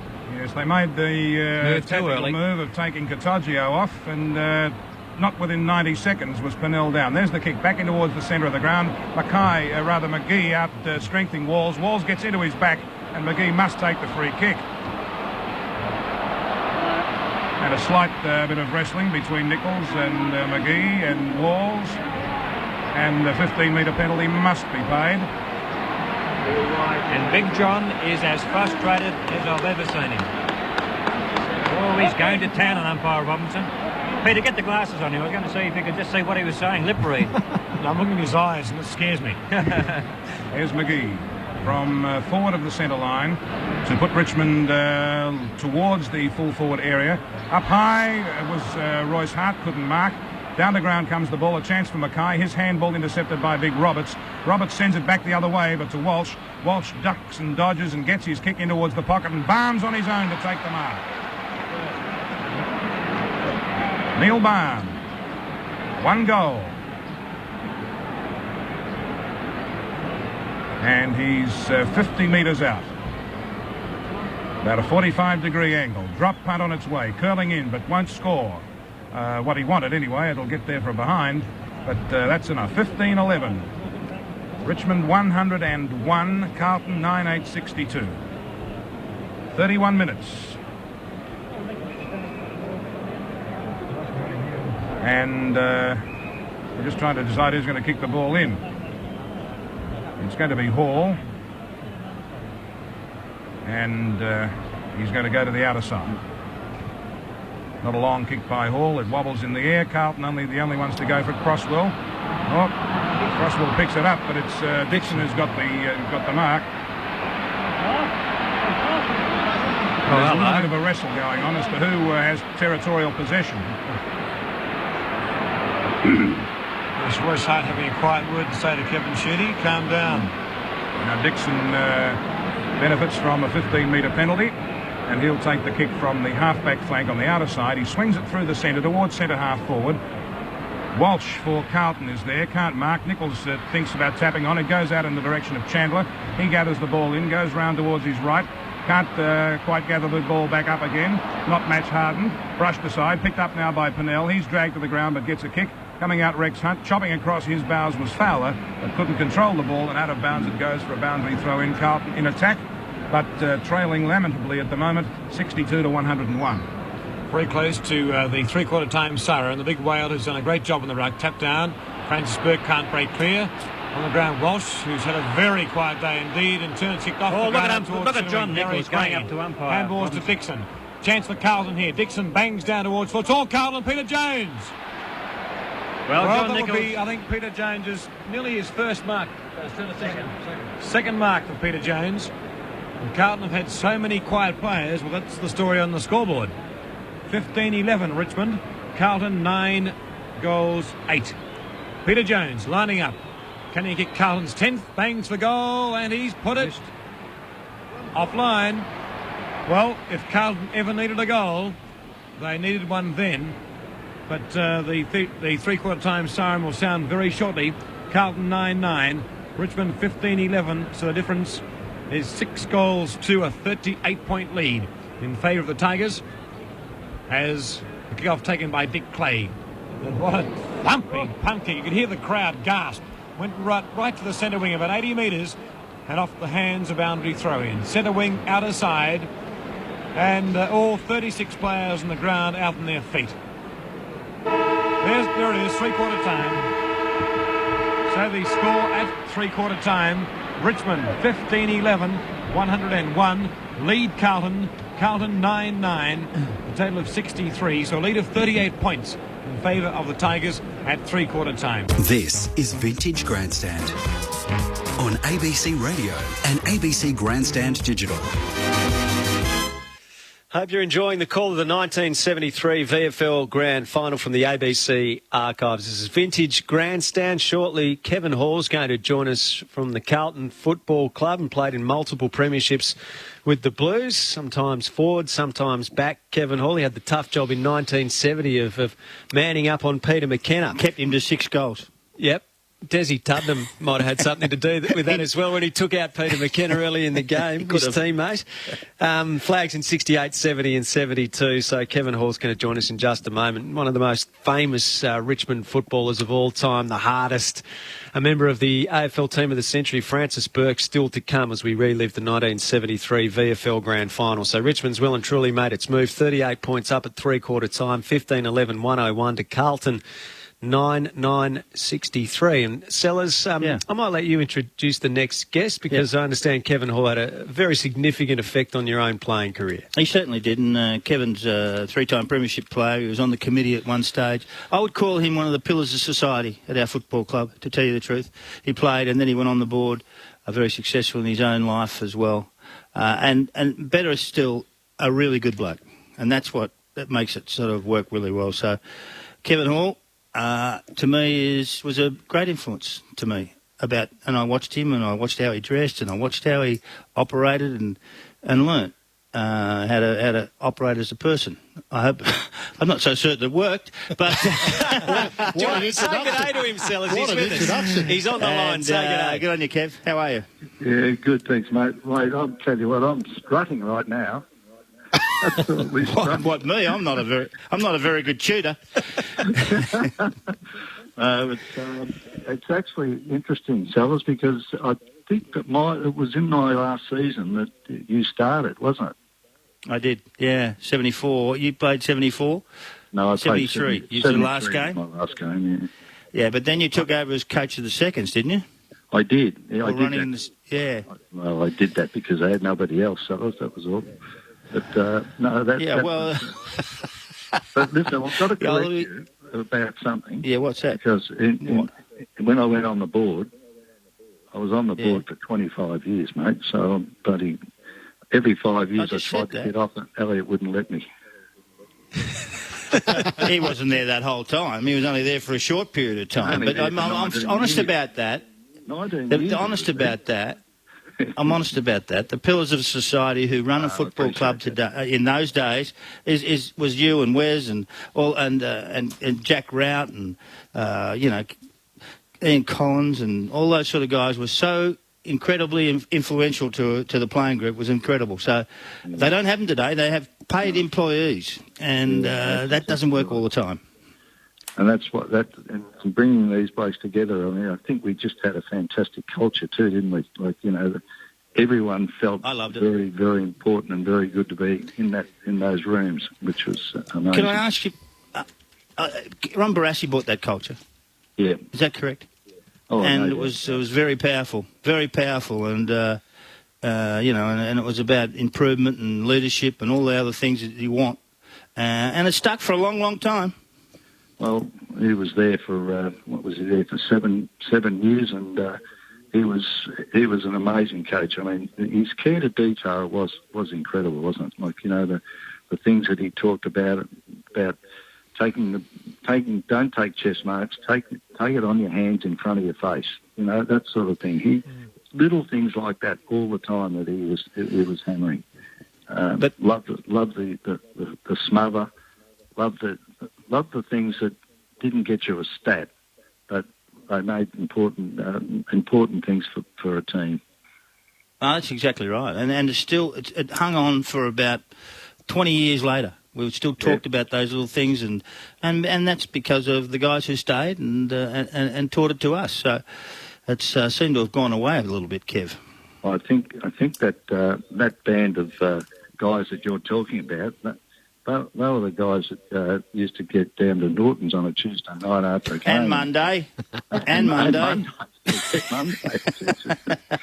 Yeah, but you're allowed to actually have a bit of fun, Kev. That's the key about this thing. That's the good thing, and that's exactly what that era of the All Blacks did. They just played their hearts out, never gave up a thing on the field, and so there was never a reason why you couldn't do what you were doing because it was working.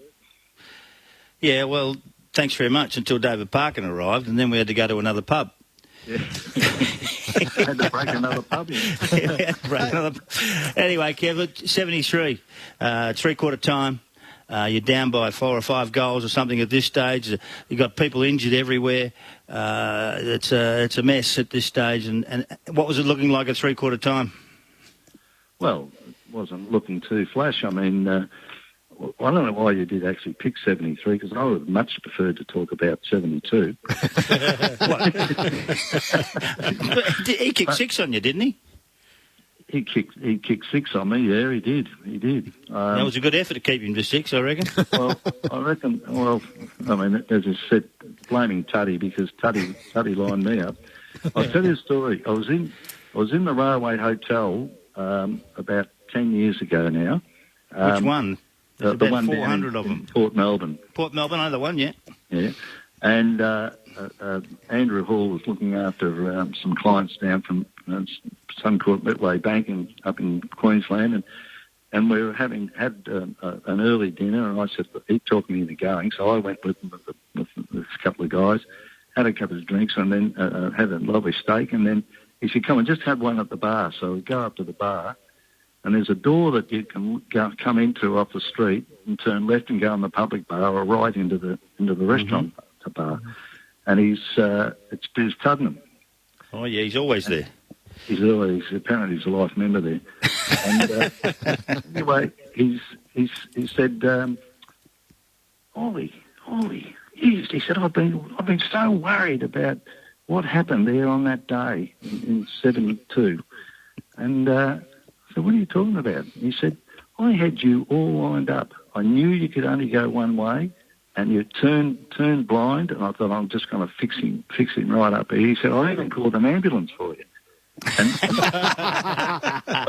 Well, he said, it's worried me for 10 years. And I said, he said, what happened? I said, well, perhaps you weren't quick enough. That might be a start.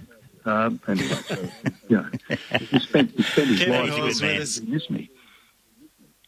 Kevin Hall's with us on Vintage Grandstand. Kevin, you played in a premiership in 68 and the 70 grand final that you're talking about now before the 72 win over Richmond preceding the 73 grand final that we're covering today. We did do Vintage Grandstand on the 70 grand final a few weeks ago when the Blues came from 44 points down and Ted Hopkins had such a key role off the bench in the second half. Yep. You were playing as a full-back then, but in this game you play forward as well. Were you predominantly a defender or a forward in your career? Oh, I played rover and change with Barras in the 60.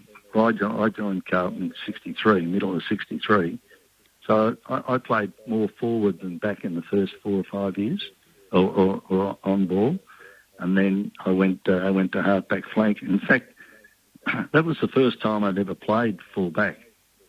Was that day, that grand final, because Wes Lofts had sort of just got to the end of his career and decided that he'd retire, and they threw me fullback because McKenna was an amazing player. He was 6'4" and could run like a hare.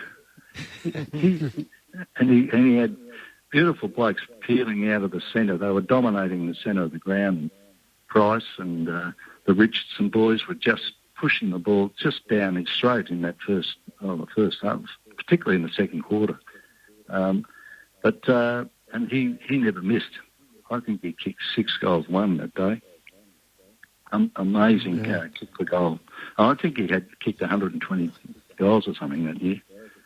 So that wasn't good. But what was interesting about that game was at half-time when we went in, because you can imagine I've had a really, really good look around the ground from inside because there's 120,000 people there, because I thought I'm not going to be there when I come back out because it was immoral to be off the ground. But as it turned out, Racing said, "Well, I don't blame you for this at all." He said, "I blame the blokes in the centre, and he lifted me up, so I finished up. It's all right. I'm still going to be on the ground." So he turned out. At half time, we walked up and down. He put us on a stool, up and down, walked up and down, just ranting and raving, gritting his teeth, the typical Barassi look. And anyway, he said, "What we got to do, I don't care where you are on the ground, you got to handball. Handball. Take risks, just run, do it, handball." Well, it just seemed to be so easy for a while. We went handball from the back line, and just we finished up. Ted Hopkins they decided to put Ted Hopkins in on, give Thornley 10 minutes, and then we'll see how he goes. Well, right there in the race, Barassis grabbed Thornley by the back of the jumper and said, "Sorry, Bert, you're off." He's off the ground, and Hopkins has gone on. It's about 10 minutes into the game, and Jack Rout turns to and he's kicked 2 goals at this stage, Hopkins, and Jack Rout turned to Barras and said, "Hey, Barras, what's he doing on the ground?" And he'd been on from the start. But he's too busy. Jack was sipping his meat pie and his Cadbury's chocolate. Kev, but he did say... 73 great.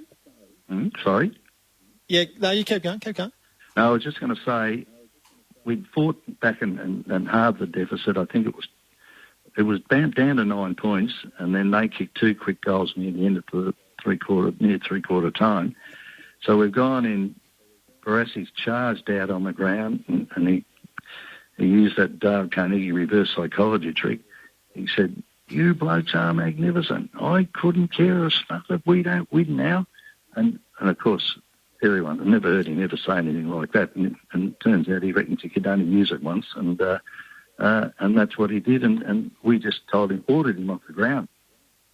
Get off the ground. We're going to win. And we were ranting and raving and carrying on. So it really worked. Clever bloke. Got in the minds of blokes too, which is a fantastic bloke, Press. Now, did you know in 73 that was going to be your last game, that grand final? Or were you given the tap on the shoulder afterwards?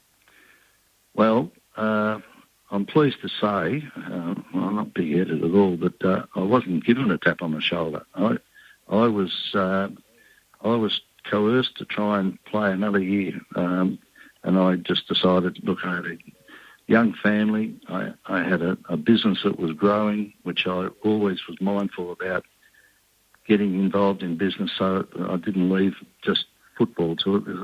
Quite frankly, boys, there wasn't anything in football financially. It wasn't a big deal at all. So I just said, no, I've had enough. George Harris tried to, so I was probably one of his favourites, that's probably why, but I just decided I didn't want any more. I'd had enough. Not like today. Kevin Hall's joined us. Yeah. On Vintage Grandstand, Matt Clinch, Al Nicholson, Adam Ramanauskas and Mark McClure. What about how you found your way to the Blues, Kev? Because you were a Bulldogs fan growing up, weren't you? And your cousin played for the Dogs? Yeah, I had a cousin, Bernie Lee. Does that name ring a bell?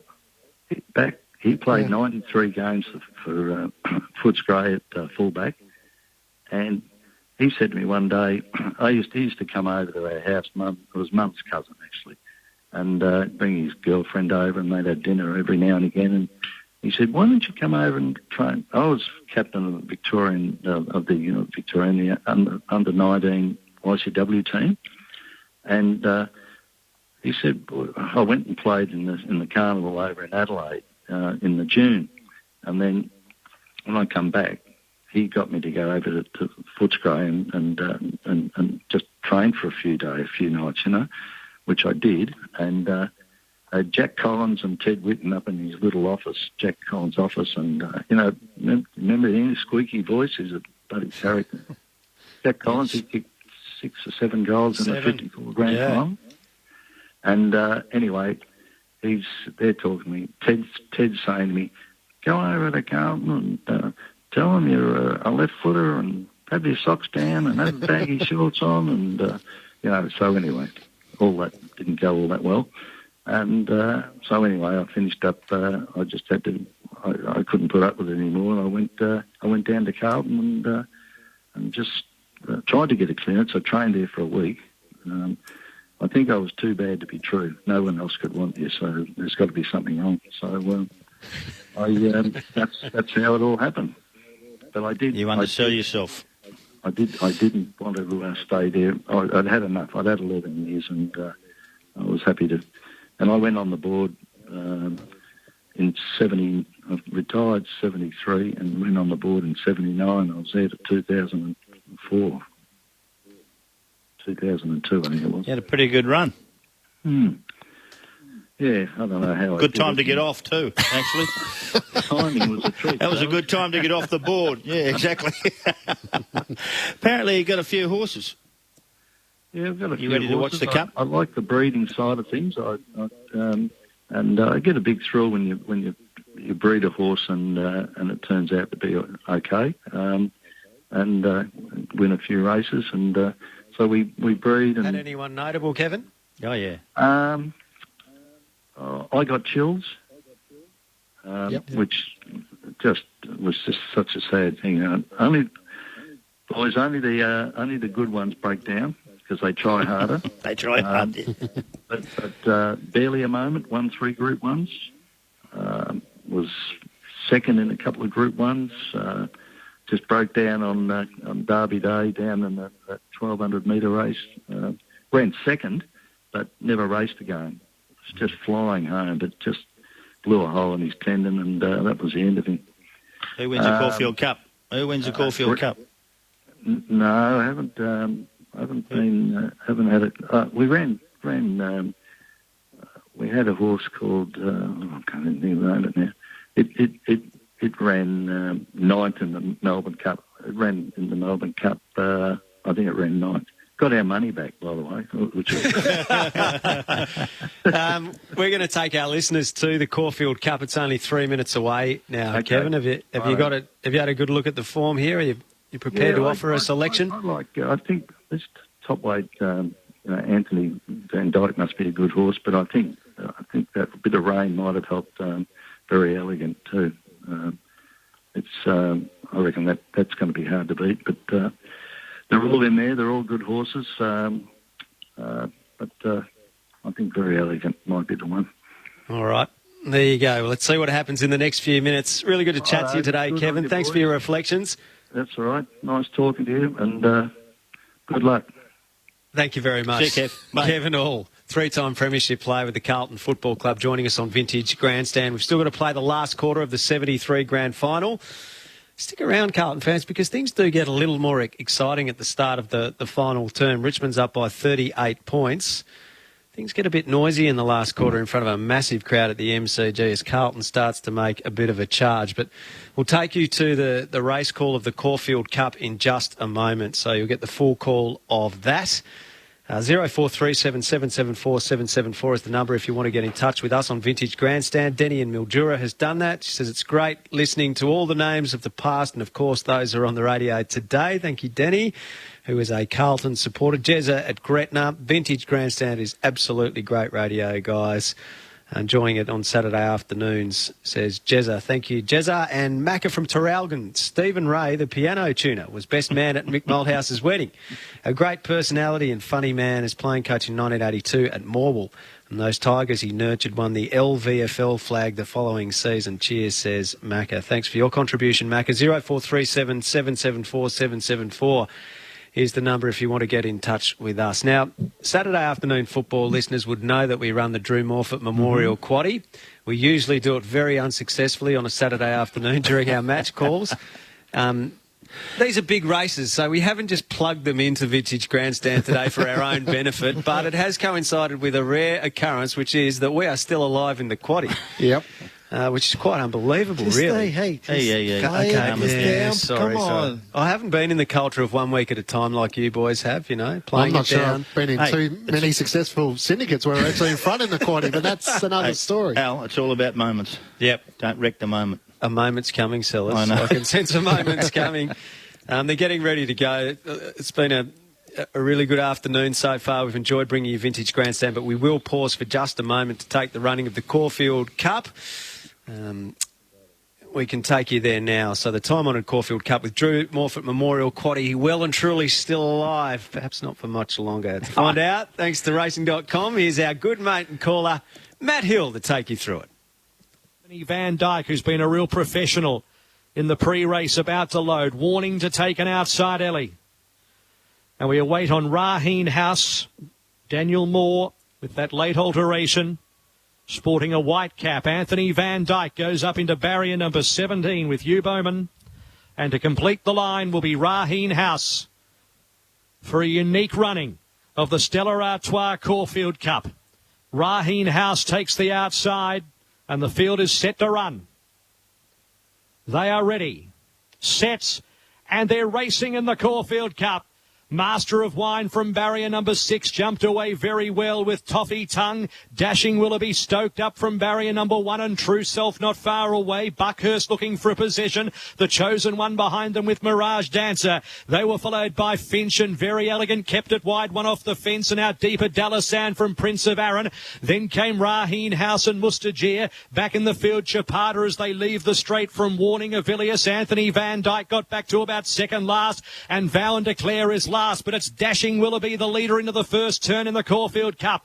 1,800 metres to run, led by a length and a quarter. Second is Master of Wine. 2 further back is Buckhurst. Third, the outside of True Self. A length and a half, the Chosen One, followed by Mirage Dancer. Then came Toffee Tongue, one off the fence, about 7 off the lead. Next, the inside is Raheen House. Finch is posted wide. Then came Very Elegant, 10 off the lead. A length and a half to Warning. Next in the field is Chapada Deep from Mustajir. A length and a quarter, Dalasan, Avilius, and then Anthony Van Dyke. Second last in the race, Vow and Declare, and Prince of Arran is at the tail of the field as they top the hill. Through halfway in the Caulfield Cup at the 1,200, Dashing Willoughby slowed it up. 3/4 Master of Wine. A length and 3/4 True Self, and then Buckhurst. Next, the Chosen One, Mirage Dancer. Further back is Finch, 7-3 wide around Toffee Tongue and Raheen House. Then Chapada, Very Elegant, and then came Dalasan, Warning. Further back, Mustajir, Avilius, Anthony Van Dyke about to move 3 deep. Then Prince of Arran back with those is Vow and Declare. To the railway side, 800 metres to go. They stack up.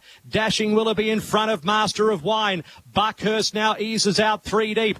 Into clear air. Finch 4 deep. Then True Self, the Chosen One, Chapada. Next in the field, Raheen House. It's only 8 lengths first to last. Mirage Dancer shuffled back. Toffee Tongue, Very Elegant moving now into the race. Only 3 off the lead and back behind them, Dalasan. Anthony Dyke will be one of the widest around the corner. Master of Wine joined by Buckhurst. Finch deeper with Chapada. True Self cuts the corner. The Chosen One presents as a chance. Very Elegant down the outside. It's True Self, Master of Wine at the 300 with the Chosen One. And here's Very Elegant and Anthony Van Dyke below the 200. The Chosen One grabbed by Very Elegant and Anthony Van Dyke. Very Elegant and Anthony Van Dyke. It's all class. Very Elegant a neck in front and the mare won it. Very Elegant beat Anthony Van Dyke, the chosen one. Fourth, Prince of Arran. Then came Finch and Avilius. Behind them, Buckhurst, Master of Wine. Further back in the field, Warning. And then came Vow and Declare, Mustagia, Chapata, Toffee, Tongue, Dallas, Gap, Raheen House, Mirage Dancer, and Dashing Willoughby will be last to complete in the 144th running of the Stella Artois Caulfield Cup. The time-honoured Caulfield Cup won by Very Elegant, number 7 from Anthony Van Dyke, number 1, and 12, the chosen one. We're still alive, boys? It was the favourite, so I'm pretty sure we're still alive for Chris Waller. It helps when you have half the field, Clinchy. We should have gone one out. No. Don't get greedy. Hindsight, sellers, hindsight. So Very Elegant there. Earlier, if you weren't with us... Anthony Van Dyke was a huge run from last. Yeah, Very Elegant 7. Anthony Van Dyke, the number 1, was second, and the chosen one, 12, was third. Classic Legend won the Everest earlier today, trained by Les Bridge, ridden by Karen McAvoy. So they're the two big races that we were broadcasting for you today. And that race call courtesy of Matt Hill, who does it brilliantly whenever he gets behind the microphone. So Kevin Hall tipped us to winner. Unbelievable. And he had and Van Dyke, he had the Quinella. Mm. And you didn't back up on that. Why didn't you do that? The minute plenty of people who have tips, sellers. It's whether they're any good.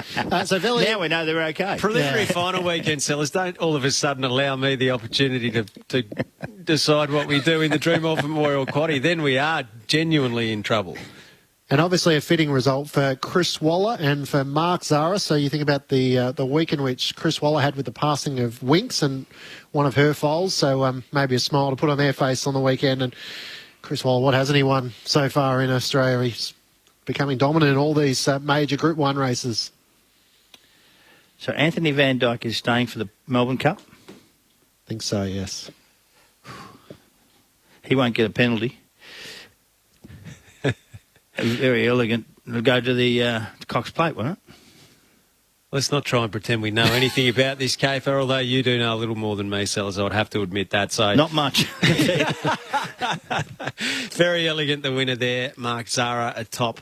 And earlier, Classic Legend, trained by Les Bridge, ridden by Karen McAvoy, the winner of the Everest. So the 73 VFL Grand Final, that's our vintage grandstand for you today.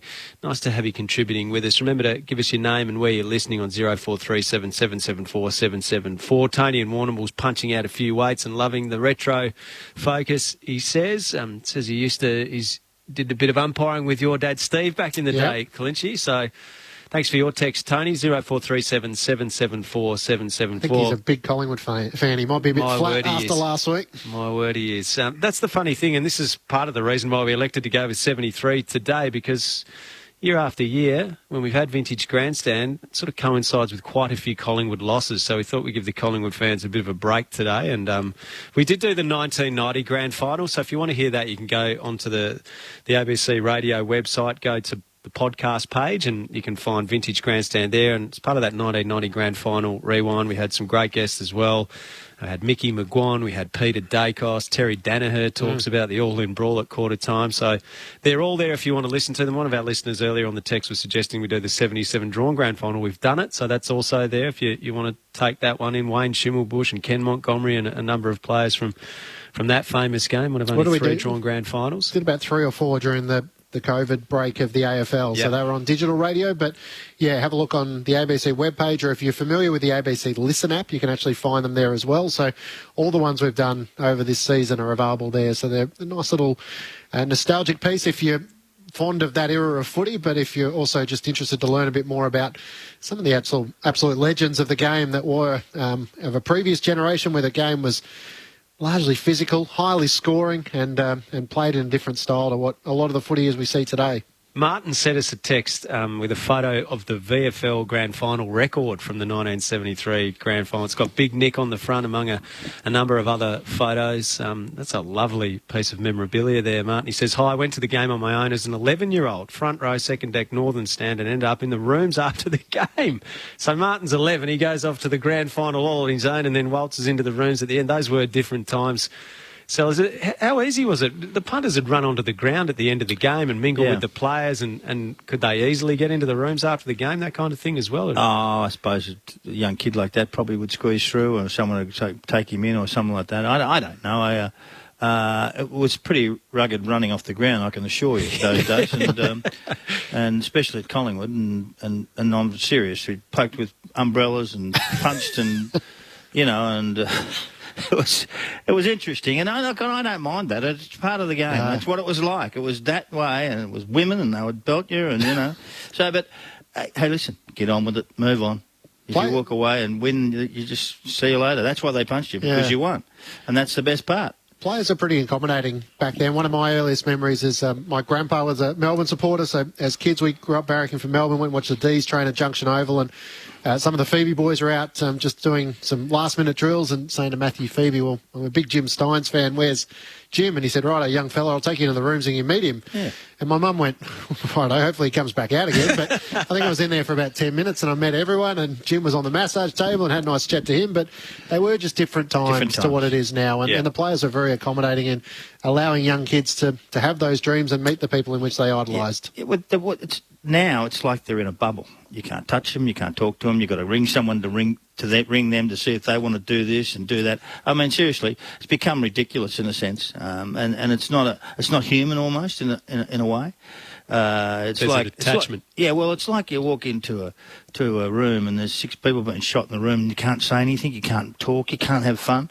Our rooms were funny and laughter and enjoyment. I'm not certain it's like that today. I don't know if it is or it isn't. Well, Richmond brings that feature. Yeah, I think Sal is right. It's very process-driven now. It is, all process. Everything that happens is to the minute, it's got to happen this way.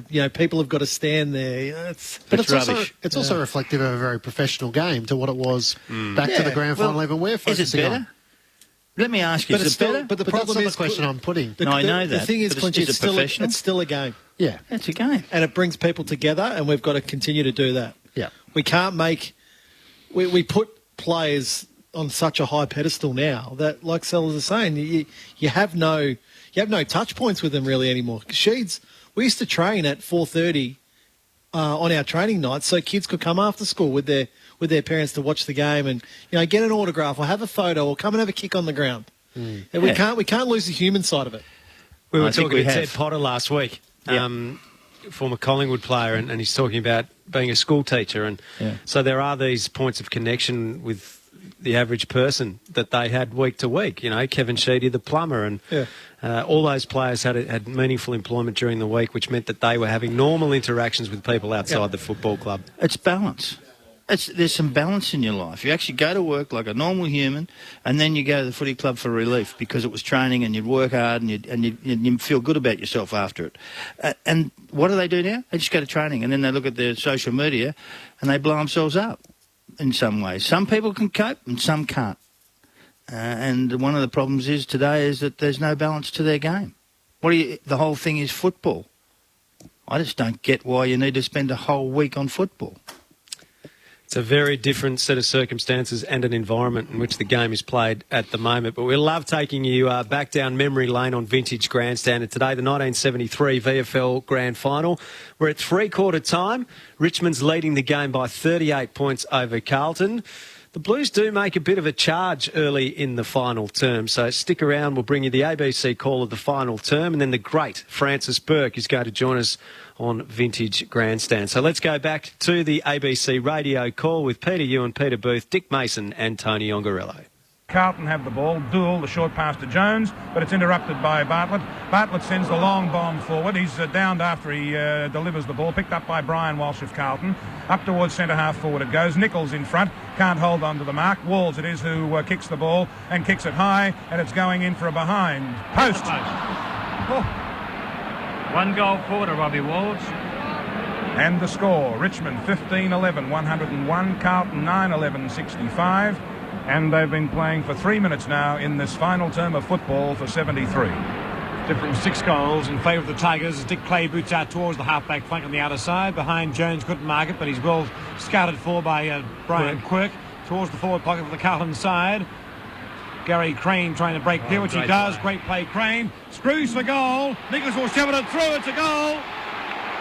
Roll the Blues are by no means done with. 15-11 to 10-11.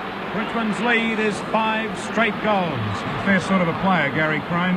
Nearly best on ground. Fantastic game. He's one of the few players who have kept them going today, Carlton. Well, Carlton could have been even a lot closer. Robert Wools' 2 shots have only just missed, when you work it out. And that one now from Crane. And had it been 3 goals, it would have certainly put a lot more interest in the last quarter. But Carlton aren't done yet. Well, the crowd have come to life. Richmond lead by 5 goals. Can Carlton come back? Jones the tap down. Sheedy cleverly to Bartlett. Bartlett towards the half-forward line for the Richmond side, bouncing free. Trying to knock it away was Vincent Waite. Well done, Michael Green for the Richmond side, but he can't pick it up. Down the ground he goes. Ray goes over the top of him. Now it's with Dixon. And umpire Robinson moves in and will call for a bounce. Half-forward line for the Richmond side. The difference is 5 goals in the 1973 grand final. Richmond lead by 5 goals.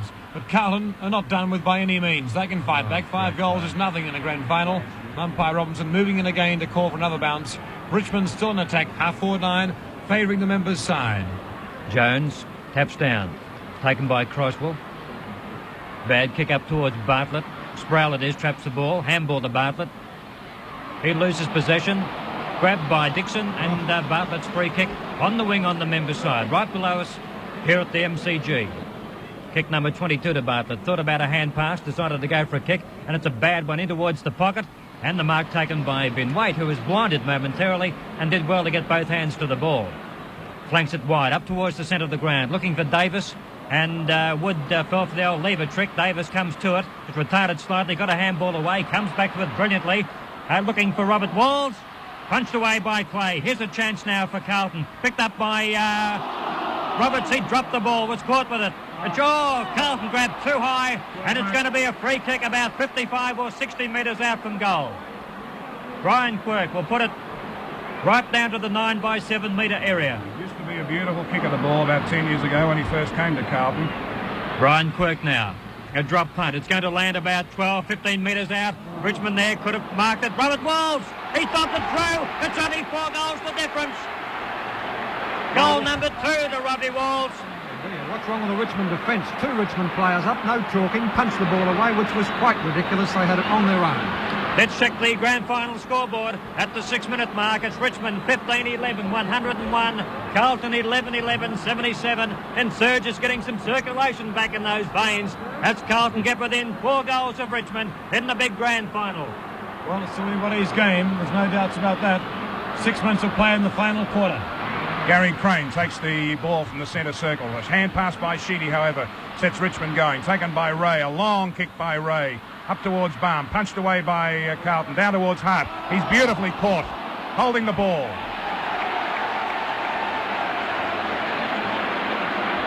A good tackle by Vin Waite. Picked him up underneath the armpits, and Hart had no way that he could get out of that tackle and was penalised for holding the ball. Waite from the back line for Carlton. Kicks it high in there. Looks for Mackay in the centre of the ground. He flies, but can't win the ball. It comes back to him, however. He's held without the ball and gets the free kick. The Blues have got a run on. Kevin Morris warming up on the boundary line for Richmond. I'll need more than a run. Mackay kicks now. to half forward. Punched away by McGee. Comes back towards that player again. Tap down. Bourke for Richmond. Gets the ball. Swings it out wide, but there's Quirk all on his own to mark on his monogram. Carter off. A lead from Chandler ignored. Brian Quirk, the half-forward line, boots Carlton deep into attack. Down towards full forward it goes. An enormous pack of players. And to mark Richmond's way. No, it's play on. Out goes to Dick Clay. Dick Clay pushed and shoved. Gets boot the ball. Clears the defence lines for Richmond out towards Kevin Bartlett. And Bartlett wants to get over the boundary line. No, he keeps it in play. Morris. Out goes towards Francis Bourke. No, it's Morris who's on the ground. Morrison turned towards the centre wing, but he kicks straight to O'Connell, and O'Connell takes the mark. The Blues trail by 4 goals. O'Connell from the centre wing, handballs. Goes towards Dool. Dool in turn towards half forward for Carlton. Chesterland goes, it's himself, Michael Green. Maybe able to mark the ball, and roving the pack ball is Bartlett. Back towards the centre wing on the outer side once more. Hart well down from half forward. Thumped out over the line for a boundary throw in. We're approaching the 8-minute mark of this final quarter. And the difference is exactly 4 goals in favour of the Tigers. Carlton aren't finished, believe me. Walsh, who's been very quiet. Boots Carlton into a takedown towards full forward. Pushed the back against the Carlton player. But the mark has gone to Gary Crane. And Crane will shoot for goal for Carlton. About 35 metres out, 45-degree angle. Gary Crane. The Blues are storming home in the grand final. Well, if one played on guts and heart, Crane does. And he put it through. Goal. 2 goals to Gary Crane, and the difference now only 3 goals. 15-11 Richmond. Carlton 12-11. Approaching the 8-minute mark of the final quarter. Comment from Lenny Thompson. It's magnificent last quarter. I think that Carlton have still got a chance. They're 3 goals down. They've needed this all day. Their handball, it's been out of the game. They're starting to handball. They're starting to move the ball and look for each other, and they're breaking the forward line up and breaking the back line of Richmond up. They're still in it. 72 Brownlow medalist Lenny Thompson. Vintage Grandstand. Up goes Jones and marks. A long hand pass finds Mackay. Plenty of room, Carlton. Mackay in the centre. Goes for a run. Has a bounce. Runs the full measure. And no one takes it at centre half forward. Picked up by Walls. He's thrown on. Kick off the ground. Pennell. Handball to Nichols. In the goal square. And the big fella's missed from 12 metres out. Oh, he's under pressure, but they're the ones you've got to get in the grand final. The hand pass was on from Pennell. Straight to Nick. He turned around and plonked the ball on his boot, and it slid to the right-hand side of the big uprights. Quirk, a handball. Taken by Jezelenko. Handball intercepted by Sheedy very well. Sheedy, a handball across to Hart. Close to the boundary line. O'Connell is there. Jezelenko's on the ground. May have cramped. Scrambly played near the boundary line. Picked up by Hart. He breaks clear. A thumping kick. But waiting behind the pack is Waite. But it's going to be a Richmond mark to Balme. 20 metres out from goal. Waite had the run at the ball, and it looked odds on to a certainty that he punched that one back to the centre wing. But Neil Balme got first purchase, tossed it, knocked it up in the air, and grabbed it when it came down. 3 plays in the hands of the trainers, very distressed. The temperature 10 degrees greater than they've been used to all year. Oh, the kick has been touched off the man on the mark. And it's going to be through for one behind to Richmond, kicked by Neil Balme. Well, the temperature in Melbourne today, about 27 degrees Celsius. I think the greatest temperature these players have played in all season is around about 22 or 23 at the most, so it's almost 10 degrees. Kick in marked by Sheedy. Carlton have stopped, nobody going into the centre there to try and mark. The run's finished, Dick. As Hall kicked it up the centre, which you have to do at that stage of the game. There's the mark to Balme. As Sheedy kicks it back. If there was ever any doubt, if Neil Balme kicks this goal, if there was ever any doubt, it'll be over now. Richmond 53 marks, Carlton 51. Richmond 43 kicks, 3 kicks to Carlton 33. Balme 20 metres out, straight in front. Lining it up. Moves in, drop punt, goal. Goal number 2 to Balme. And goal number 16 to Richmond, 16-17. And that's their first goal for the quarter. Carlton 12-14. And they've played 23 and a half, nearly 24 minutes. And people are moving up the aisles here at the MCG because they've conceded. It's Richmond's flag for 73.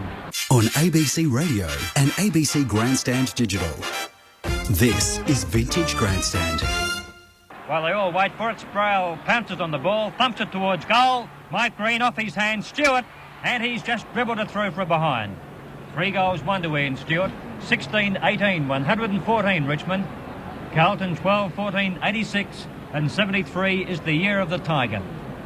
They started favourites in the grand final this time last year, and they got beaten by 27 points. As Kevin Sheedy said the other night, we learned a lot from that defeat. The kick in by Kevin Hall is marked by Paul Sproul, about 55 or 60 metres out from goal, but the next 3 or 4 minutes is a mere formality. What a fantastic year too for the Tigers and the Richmond club. Premierships in all 4 grades. Sproul bangs for goals, a prodigious kick, but it's offline, a minor score. And once again the hoodoo strikes. Carlton finished 3rd on the ladder, and since 1931, since the McIntyre-Page system of finals was introduced, no team which finished 3rd on the ladder has ever won the premiership. Well, if you believe in hoodoos. Well, the kick off by Kevin Hall out towards the half-back line. Pump forward for Richmond. Chance here for Royce Hart. Socks down. And it goes towards Wood. Wood lines up. Bangs for goal. And he's put it pretty close. Offline, but scores are pretty irrelevant at this stage. With about 3 or 4 minutes remaining at the most. It's Richmond's flag for 73. 16-20 Richmond, 116 Carlton, 12-14, 86. Difference 30 points. Play on the half-back line for Carlton. Through Brian Quirk, they go towards the half-forward line. It's going to bounce free. Kane has been pretty quiet since quarter time. It's taken by Jezelenko. Handball goes out towards Robert Walls. Runs the ball. Here comes McGee for Richmond. McGee on the half-back line. Steadies down. Boots towards the centre wing. It's all Carlton here. Gary Crane can't mark it. This is all. Back it goes to Gary Crane. And Crane boosts Carlton towards the half-forward line. They'll be able to mark the ball. It's bouncing free. Half-forward line for the Carlton side. Now the opportunity there for Craig Davis, who's had a pretty quiet day, close to the boundary line, and a boundary throw-in coming up. Boundary throw-in, half-forward line for Carlton at the 28-minute mark of the final quarter for 1973. Can't understand why Crosswell's at full forward. They should have him in the centre as a springboard of attack, not up there because they can't get it up there in the first place. Boundary throw-in, tap down, taken by Craig Davis. He sends up. Dixon's in front of Walsh, but Walsh beats him with skill. The hand pass is good to Walsh as he goes past. Dool grabs Walsh without the ball. Walsh follows on. Dool pushes him in the back, and Walsh gets the free kick. Umpire Robinson's tired too, I think. Well, I don't blame him. I was about to say that, Peter. Mention umpiring and running around. 15-metre penalty against Carlton. This temperature. He hasn't mucked around at all, Robinson. I think he's given a superb display of umpiring. McKellar coming on for Richmond. I think it's one of the best umpiring exhibitions in a grand final I've seen. He's been consistent, he's been fearless, which is what you want in an umpire. Kick by Walsh, slightly off the side of the boot. Carlton in front, and the mark taken by O'Connell. O'Connell from the back line, goes with his left boot, looks for Quirk. Wood is there to intercept the ball. Can't mark it, but comes back to it, recovers quickly, dodges. Whoops, Davis, you'll have to cut that sort of stuff out. The handball goes back towards Sproul. Sproul, they're playing keepings off, Richmond. Keepings off with handball. Burke, now it's intercepted by Quirk. He's grabbed it, gets his kick, but it comes back to Roberts. The bounce is bad for Roberts. Comes towards Mackay for Carlton. He's grabbed, but handball's in the wrong direction. Picked up by Kane, a very quiet player since half-time, or quarter-time. Taken by Walsh for Richmond.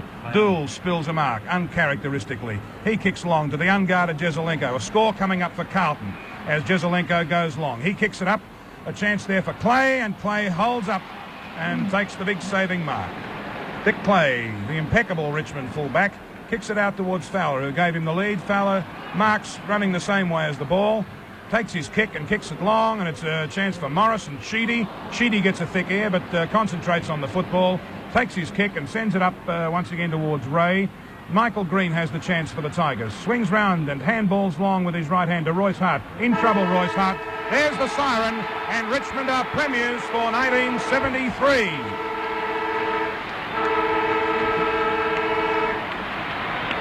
The final score, Richmond 16-20, 116. Carlton 12-14, 86.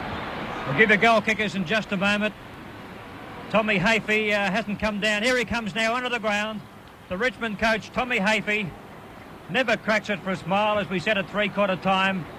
But he's done a tremendous job with Richmond this year. They finished second at Collingwood in the home-and-home games. And they got off the floor last week when they trailed by almost 7 goals at half-time against Collingwood, which earned them the right to play Carlton in the grand final. And it was only through that gutsy performance last Saturday that they were able to take off this premiership this afternoon. The final score, Richmond 16-20, 116 points. Carlton 12-14, 86. Richmond by 30 points. Royce Hart has just received the Premiership Cup and a very jubilant Richmond side on the Melbourne cricket ground. It's incredible, you know. Players play league football for anything up to 10 years and they'd never play in a Premiership side. And here's this Richmond team with 4 players from other teams who under normal circumstances would not have played in the Premiership side. Paul Sproul, Wayne Walsh, Robert McGee and Ray. And they're in this team for Richmond this afternoon. And the Richmond side doing a lap of honour. And you can probably pick up in our effects microphone the jubilation of the Richmond supporters. The police are trying to keep spectators off the ground. They're doing so pretty well. There's a couple trying to break through. But the cup is being held aloft by the Richmond players as they do their lap of honour after their magnificent win in this year's grand final. Vintage Grandstand. A memorable win for Richmond in the 1973 VFL Grand Final. They'd go on to play North Melbourne and beat them in the 74 Grand Final as well, and exacting some revenge on the Blues, who'd won in 1972 over Richmond. 16-20, 116 Richmond. Carlton 12-14, 86. The Tigers by 5 goals. In a moment, we're going to be joined by a revered figure in the history of AFL football. That is Francis Bourke. He's an AFL Team of the Century member, a 5-time premiership player as well. On the text message 0437 774 774, Bill says, "Hey guys, I started following Carlton in 1974 after I met Mike Fitzpatrick when Subiaco won the WAFL Grand Final. Massive Subiaco fan and now follow Carlton. Was great in those days. I rang Peter Featherby the night before the 73 Grand Final. I was 10, says Bill. Good on you, Bill. Thanks for your text message, 0437 774 774. Hi, my dad took Kings Meadows High School students from Launceston to the 73 Grand Final. I was a Carlton fan in grade 3. We were in the standing room, had to collect large steel beer cans to stand on so I could see. I heard the earth shudder when Big Nick hit the turf. Great memories of many legends." That would be enough to make the earth shudder, with Big Nick going to ground when Fowler nailed him, Sellers. But that took the gasp of the crowd as well when he went down. But he goes back and kicks that goal in the first quarter of the game. Hi, blokes. As a Richmond member in the 60s, players, families, friends and members all sat together, one big family, says Kevin from Adelaide. Thank you, Kevin. And Len Luxford in Perth. 1973 was my first grand final as an 11-year-old. The attendance figures are out by 1 as Dad was able to sneak me past the coats without a ticket. My enduring memory was Big Nick being felled. I thought it was Balme. It was actually Fowler. Imperfect memories, the best. Great day, says Len. Thank you, Len. Nice to have you with us this afternoon. 0437 774 774. It is a real pleasure to welcome this man to ABC Grandstand's Vintage Grandstand. He's been a wonderful player over many years, a coach as well, and as I say, a revered figure in the history of the game. His name is Francis Bourke. He's with us on Vintage Grandstand. G'day, Francis. Oh, g'day, Elsa. How are you going? I'm really well, thank you. It's a real pleasure to speak to you. 5 premierships, 73, one of them. Do you have strong memories of the day? Yes, I have to say somewhat hazier than what has been, but yes, I do remember that game, and of course, since we eventually came out winners, it was sort of one of the special memories. Yeah, I mean, what lasts from a day like that? What sticks out most in your mind when you reflect back on it now? The feeling after the game's just finished, I think. I mean, it can be quite a stressful occasion for players, and indeed, I think one of the keys to playing well is managing the stress. And but when the final siren goes and you happen to be in front and winning the premiership, well, that evokes special feelings of joy and of happiness, and of course lasting memories and friendships also. You had quite a significant leg injury that you had to contend with that day, and you got a bad knock in the first quarter, I think it was? I actually hurt my knee, or re-hurt it, and I'd missed a few games prior to the finals, and indeed one of the finals in 73, if my memory serves me correctly, and got through the preliminary final quite okay. And all of a sudden, in the first quarter of the 73 grand final, for some reason, it just gave way slightly. And in the end, I had to have an operation on it in the following October. Yeah, that's right. Were you playing on Alex Jezelenko that day? I might have been on him for a time. I seem to remember him and David Mackay. I could be wrong about that, but I've got memories of, or visions of, trying to cope with David Mackay and his magnificent leaping and brilliant marking, and struggling as a result. But I could have played on Jezza for a while. It's a pretty rough and tumble game too, just quite frankly, Frank. It was very, very rough, and lots of blows around the place, but that was the norm in that day. Well, yes, that's you, Mark, is it? And so... yeah, it is, yeah, Francis. So, I don't know, I don't know whether it's normal, but it's certainly the game from a physical confrontation point of view, in general, was much more strenuous than what it is now, it seems. But I think that, in the case of Richmond and Carlton, we had so many tussles over that 5 or 10 year period in big games that there was always that added spice, if you like, to the ingredients of the contest. And so, yes, I do remember Laurie Fowler and John Nichols colliding, especially, with John being so important to Carlton as their leader. And, I guess brought the crowd to its feet as well. It sure was. And actually, who was a driving force in those days? I know Tommy Hafey was your coach, but who drove that club and who actually set the culture in that club for you guys? Oh, I think to a large extent, Tommy Hafey and Graham Richmond were the most obvious people in that period as leaders in our club.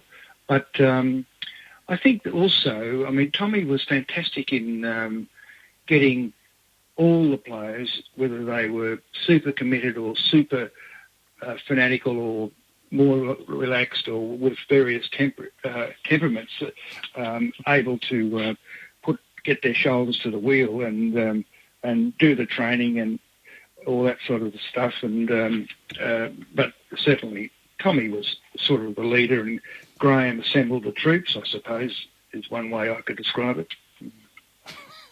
Assembled them, or actually got rid of them? Well, I think that that side of Graham's role is a bit overplayed a little bit, but I think that also, of course, he was also doing the job of conveying some bad news at times to the players, which was always tough going, not only for the players concerned, but Graham was very sensitive to that feeling and the interests of all the players. But he, above all, he was very caring about the club and as an organisation and as being a force in the competition. Francis, you talk about Carlton and the rivalry you had over that 5 or 10 year period. Was it a genuine dislike or was it a mutual respect? I think it's probably a bit of both. I guess in my own case, I respected the opposition players, and particularly in cases of the Carlton players, because Tommy wasn't known for switching players out of positions if things weren't going well. And given that, with practice matches and 2 home and away games and a couple of finals, it's possible you could have been playing on the same player, 5 or 6 times in 1 year. And you multiply that by the number of years, you just get to understand and appreciate. If you're having trouble with one bloke on a particular day, you got to lift your game, because you think, geez, I don't get on top of this bloke at this last quarter, or don't lift my game here. I'm going to have problems next time we play this team and this bloke as well. And so out of that came, though, particularly when our careers are over, I think a mutual respect came. You couldn't afford to like players too much. You play with them at times in state games, and that was a bit of an interesting experience, given that you played hard football tooth and nail against them most of the in the seasons gone by. But so to answer your question, I wouldn't say, hey, perhaps that might be a bit stronger, but it was fairly willing, I guess, in terms of the competition and the physicality. And yes. Now, last night, obviously, we saw Brad Ebert and the courageous act that he did with his last game of football. We've seen so many images of you, blood all over your face, play with broken legs, all sorts of things. What was it with you? Off the field, what I know, you're such a gentleman, but on the field, there was just something that clicked by the looks and the sounds of things that I've learnt so much about you. What was it when you went out on the ground? Oh, you've been very kind, Adam, but you've got to remember that, as we get older, we get better than what we ever were, really. And some of these injuries that I got were, the case of the cut eye, that was a nuisance, but it wasn't a crippling sort of type of injury. It was just, one that it was colourful, I suppose, is one way to describe it. But as for the others, I often found that, things weren't as bad as what you thought they were going to be. And whilst I did play for a little while when I broke my leg at Glenferrie Oval, unlike, and I tell my grandkids that I played the whole game and got best in the ground and we won, but none of that's true. So what I'm saying is these things tend to get exaggerated a bit, and I suppose you play to your strengths too. And I guess that I was never one going to be running even time or taking high marks, or I was essentially a battler really, and this is part of my makeup, I suppose. Francis, you took up coaching because there was a lot of coaches went through from 74 to say 2000 after Tony Jewell got the chop. You had a couple of years there. Did you enjoy that? Was it one of those things that you liked, or did you want to carry on with it, or because you get removed? Yeah. Let me say this to you: you do get removed pretty quickly at Richmond in those period of time. As you know what I mean. No, they have 10 coaches in 20 years here. Well, look, you go into these positions with your eyes open, Mark, and so, I think coaching was very hard, and the hard part for me was I felt so responsible to the club for our performance of, 20 or 30 players, and when you're playing, you're really only responsible for your own performance, and so from that perspective I found it hard. So in a way, I look back on it now and think, well, if I had been smart, I would have been probably gone and done an apprenticeship somewhere and learnt from that perspective before having a crack at the big league. But at the time, I was only interested in coaching or being involved with Richmond, even as an official or as a non-player. And when I was asked to apply for the job, or offered the job, I didn't think I'd ever get another chance to coach Richmond ever again. So, I thought, oh, well, and so anyway, the rest is history. Unfortunately, we got beaten by guess who? Carlton in the my first year as coach, and by the second year, well, I was out. And so, but I'm glad I went through the experience, but I'm happy now in hindsight to just had a couple of years and then got on with the rest of my life, so to speak, Mark. It's an interesting role there because there was a revolving door almost in that period of time, and GR had most of the play on that, didn't he? Well, this gets mentioned in this way, but I think that demeans the contributions that others made at the club, and like Ron Carson and others who were good people and had influence. And Graham, he actually recruited people into the club who he felt had something to offer. I'm talking about off-field roles here now, and the committee people, and because he liked being able to be challenged for ideas and things like that. So the idea that he was the one making the decision solely, I think, is a bit hard on Graham, and but rightly or wrongly, he was part of the group and that made the decisions. And one thing about it, they weren't frightened to make tough decisions when they felt that they had to. No, they didn't. They didn't muck around. Francis Bourke's joined us on Vintage Grandstand. We're reliving the 1973 Grand Final. Al Nicholson, Adam Romanascus and Mark McClure. Francis, Matt Clinch here. I guess the Richmond era of that 60s and 70s was considered such a powerhouse. You played in a grand final in just your 16th game in your first year. You fast forward to this team of Tigers and it's a chance to win 3 premierships in 4 years. Do you still feel passionately involved with the game and the current Tiger? Oh, I certainly do, Matt. I certainly do. And in fact, I find it even more stressful than what I did when I was playing in some respects. And but I do have a history of, our family has a long history of Richmond, with my dad playing and my son, of course, and that association goes back to just after the Second World War. And so, we love the Tigers, and we wish nothing but the best for them, and enjoy seeing those young men give what they've got for the cause. And yes, we can't be there next Saturday for the grand final, of course, being Victorians, but I'll be tossing up whether I can bear the stress to watch, to be honest with you. But put the radio on. It's good comfort. Well, Francis, there's something in that.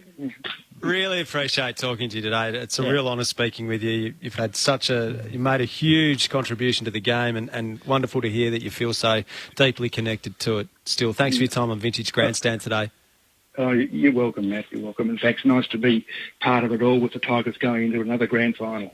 You're a key part of it all still to this day. Francis Bourke joining us on Vintage Grandstand. There is what a player, what a figure in the game. Not Richmond royalty, AFL. Football royalty. If you're in the AFL team of the century, that puts you in a fairly elite bracket. Not to mention, I had a commercial made about you. You're in high esteem, aren't you? Yeah. No, tremendous. He actually said, I wasn't that good.